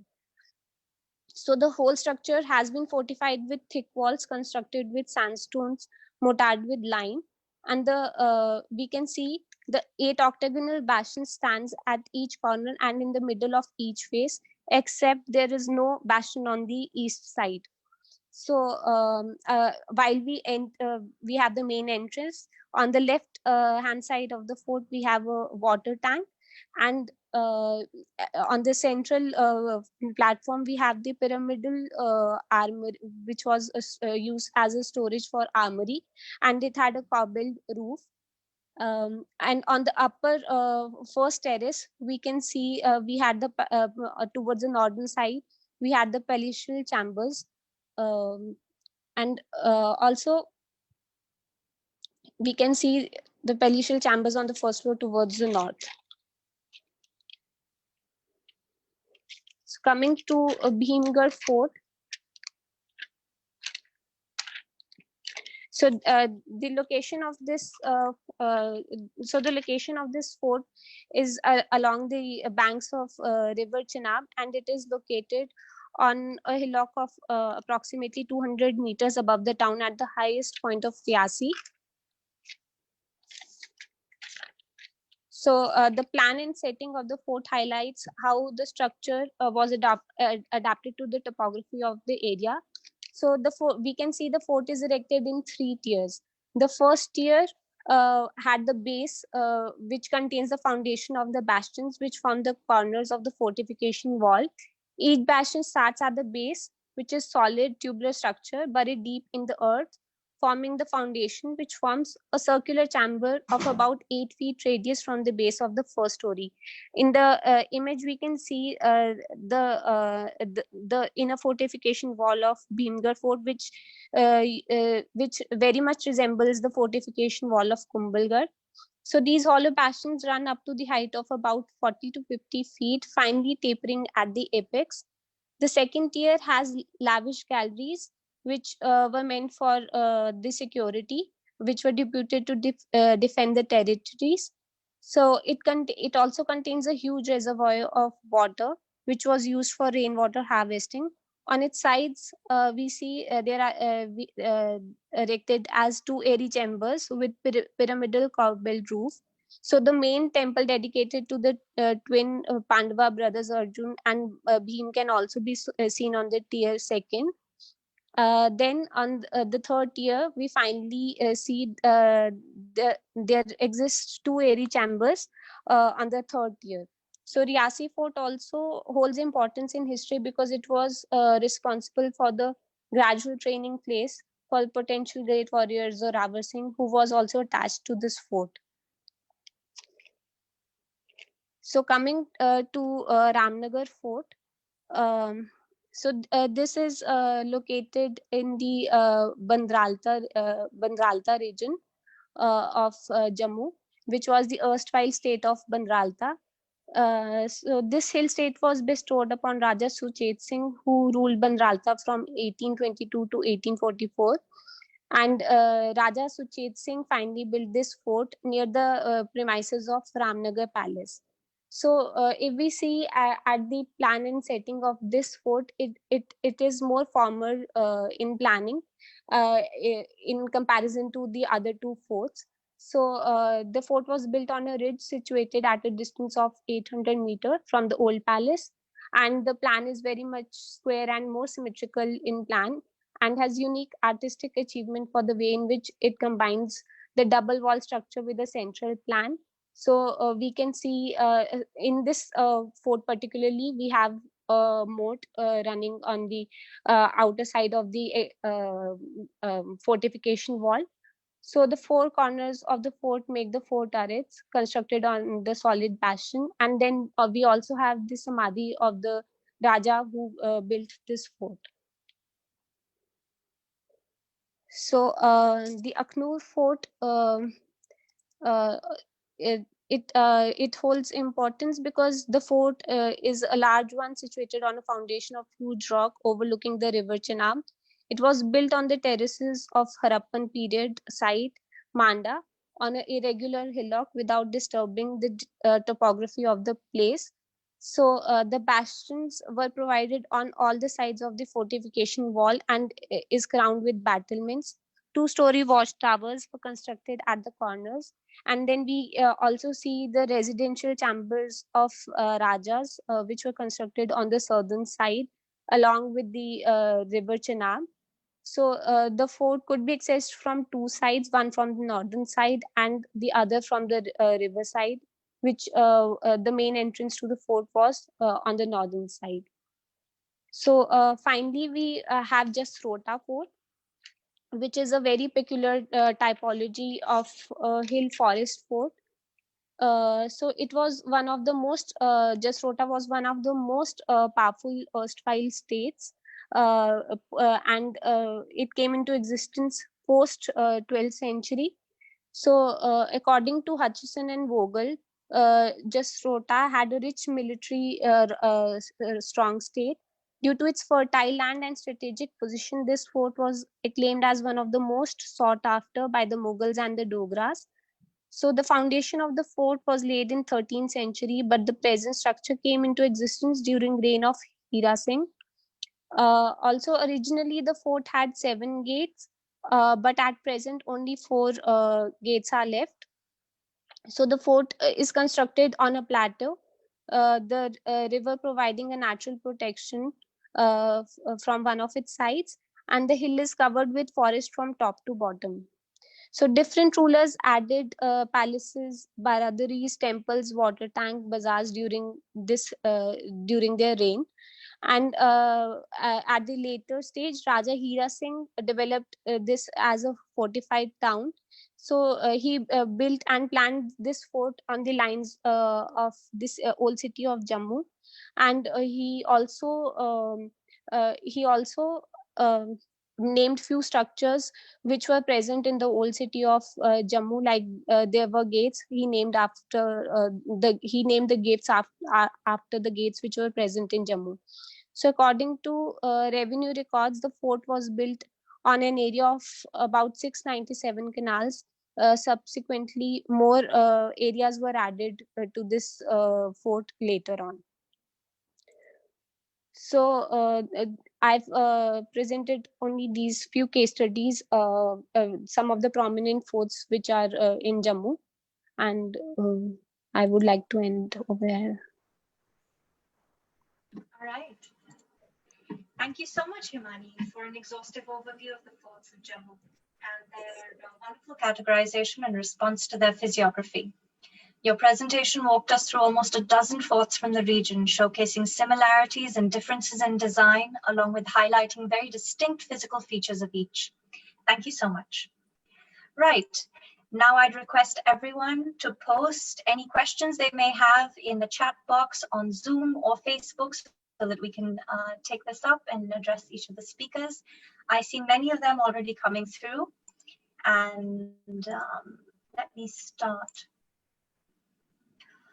All right, so one of the first questions that came through addressed to Ashish is, how do you perceive the defense mechanism? Oh, for starters, before we actually get to the questions, may I request Ashish, Priya, and Hemani to turn on their videos and audios. Let's have you all on the screen. Perfect, good to see you here. Now I'll get to the questions. Right, for Ashish, how do you perceive the defense mechanism of the Sultanates of Gujarat?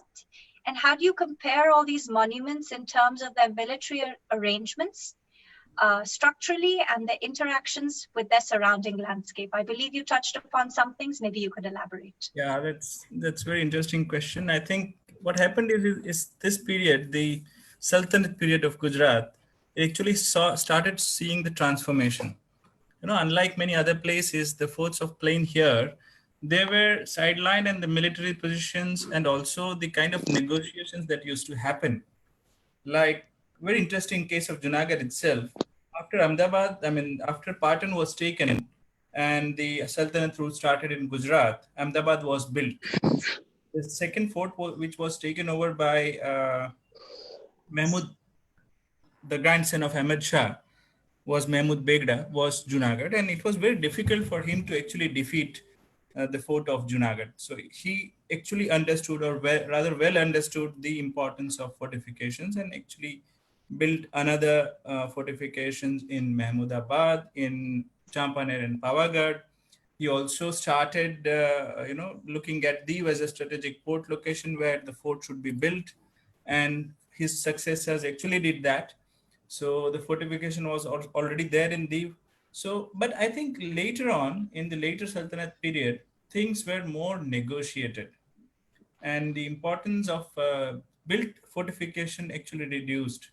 So by that time, Patan and its fortification, outer fortification, almost were defunct.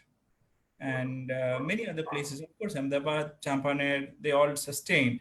but the systems or the structures of fortification probably were looked at from the very different aspects in Sultanate period of Gujarat. I hope I addressed the issue raised here. Yes, yes, I think you did. There's a follow-up to that same question. How do you see the Champaner Pavagar Archaeological Park in this regard? Of course, Champaner Pavagadh is a very, very interesting case where we had, like Junagadh, we have a fort on the top of the mountain, and there is a fort on the foothills. And the fort on the foothills actually is, so there are many multiple layers, and the lower fort actually started to evacuate. So there are no living settlements there. And there is much more that could be done in terms of conservation and restoration. Whereas in case of Ahmedabad, in Junagadh, these are all living forts. So the outer or the lower forts has congestion, has issues with conservation. Okay, that's well taken. Thank you, Ashish. All right, we have multiple questions for you, Hemani. Multiple. Okay. Yes. Wow. For starters, what is the status of conservation of the hill forts of Jammu? So, as mentioned in my presentation, Aknoor Fort and Riasi Fort.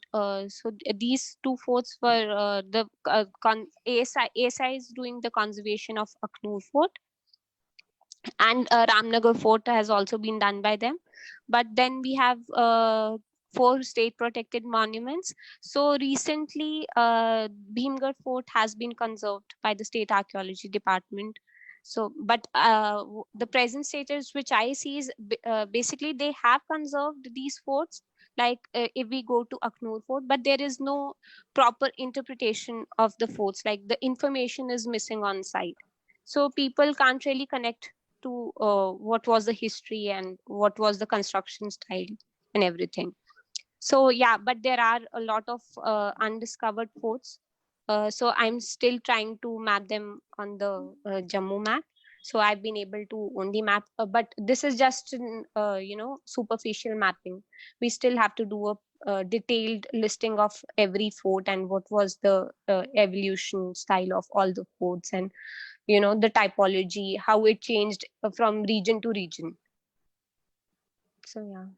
Right. Thank you, Hemani. No, well taken, though I wouldn't call it superficial at all. I think it's very exhaustive and a very, very good base framework for further research.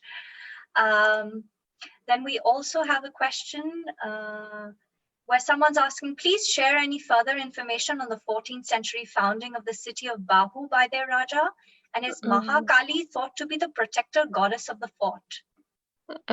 So there are textual references, and I can put them on the group, like what are the textbook which I've referred to. Yeah, that'd be useful if you could put them in the chat box, and the gentleman can then see those references. Yeah. And what was the second question? Is Mahakali thought to be the protector goddess of the fort? Yeah, very much, because if we look at the image of Jammu city, so we have 4 bridges on River Tavi. So it is a kind of ritual for all the locals of Jammu city. Whenever they pass by that bridge, so they bow down to the Mahakali temple, which is called the Bave Wali Mata, which is situated in Bahu Fort. So she is, deeply revered. And also during Navaratras, every citizen of Jammu goes to pay homage to that temple. Okay, that's great. Thank you, Hemani. All right. Now a question for Priya. I think you're one of the few people who's presented on a fort which is privately owned. And as a future heritage manager yourself, I'd like to pose a question to you. What do you think are the opportunities and what are the challenges when such forts are privately owned? Yeah, for the challenges part, I would like studying about it, trying to accumulate the documents and everything. I couldn't find anything solid to actually refer to about the documentation, because it hasn't been done, and the evolution, that how different phases worked upon it. So it wasn't explored till now. And the good part I felt was the present owners, they are very much supportive and they themselves want to do something. And the thing is, they don't want to commercialize it, but they are very much eager to get engaged with the academic people, those who really want to study about the place. And I just talked to the lady, Miss Kalpana Johan, who is the present descendant of the family, and she herself, like 2-3 days back I talked to her, and she was very much interested in having students there and who could stay in the fort, experience the rawness of the fort, not like the present palaces, like where everything is grandeur and everything, but the rawness, I would like to say the freshness, that how actually it was. And it wasn't very easy to live in a fort because it wasn't as much of luxury. There were like system of carrying water, like all the things that they used to do. So she wants people to experience that phase of the fort palaces also. So yeah, they are very much open to it. So that's very encouraging and that's very positive. Absolutely, those are exciting possibilities. Okay, even though we've overshot our time, I'm going to ask all the speakers one last question and give their final thoughts. Amita ma'am, can we have your video on as well, please? Miss Amita Baig, can we have your video and audio on? I hope she's still here and connected. All right, well, there we go. I see her video coming on. All right, so we'll start with you. Final thoughts on what is the way forward on challenges in management and conservation of these forts. 2 sentences from each of you, starting with you, Ms. Baig. Hi, I think what's wonderful is the really rigorous studies that has been done, which have been showcased by all the speakers, Priya, Ashish. And I think once you have that kind of solid documentation and research, then it becomes a great tool for future management, and the sites become much better known, much better and much more interesting for people to be concerned with. Yeah, it's a long way, but I think it's an enormous foundation that has been laid. Great. Next, Ashish, can we have your thoughts? Well, I guess we are still in the early phases where we actually have only realized the importance of the centrally protected or the best of the best fortifications, as we have coming up numbers of fortification from all the regions of India in this webinar. What we need to probably do is identify this as a very different set of heritage, which has got, consideration for nature in urban sprawls, the consideration of defense and the strategies of administration of a region or a kingdom. So I think we have a long way to go in terms of research even now. Okay. Priya, your thoughts? Yeah, I think we need to have a balance here, because when we talk about getting into because here we are talking about the scientific scenario, so obviously that is very much important. But when we are talking about those scientific, architectural and the defense system mechanisms also, then there, like in almost every fort, we could also find something or other sort of values attached to it. So there should be some sort of balance and a way that could actually lead to some new approach where we can actually think of different stakeholders involved in it, because the people, particularly for the privately owned forts, how we can actually influence, or how we can actually talk to or come to an agreement with the stakeholder and encourage them and show them a vision, like a heritage manager myself, like what could be done, what could be the possibilities, and not only just conserving, but also obviously technically doing that, but then also using it and putting it into some good use. Yeah. So yeah. Taking those forts into the future. Absolutely, good point. And can we have your final thoughts, Hemani? So as I mentioned earlier also in the previous question, that I think the first and foremost thing is mapping of all the forts which are present in the region. And obviously their rigorous documentation is required to have a better understanding. So I'll tell you, the other day I went to the State Archaeology Department to gather some information. And to my surprise, so they have done the conservation of these forts, but they didn't have a single report with them. They didn't have any plans with them of the forts they are taking care of. So it has to be the proper mapping of all these sites. And also, if we are proposing some used, like we shouldn't just prepare big projects like in Jammu we have ropeway projects coming up to heritage sites, but what is the actual use we are going to put into that site is of fundamental importance for all of us to think on. So yeah. Great, thank you so much. All right, one last round of acknowledgements to everyone, all the participants who've joined us. It's been very encouraging, and we welcome you to our next series, which is not next series, the next session, which is to be held tomorrow at 5:30 p.m. We hope you'll join us then. A big shout out to all the members of the National Scientific Committee on Fortifications and Military Heritage for all the excitement and back-end support. For this particular webinar, we had Tejaswini and Yash Pratap Singh helping us with coordination and back-end technological support. The entire series was conceptualized and coordinated with very key contributions from efforts of Dr. Shikha Jain, Ashish Trambadia, who is the coordinator of the NSC Fort group, and the co-coordinator Archana Deshmukh. Thank you, everyone, and we hope to see you tomorrow again. Thank you.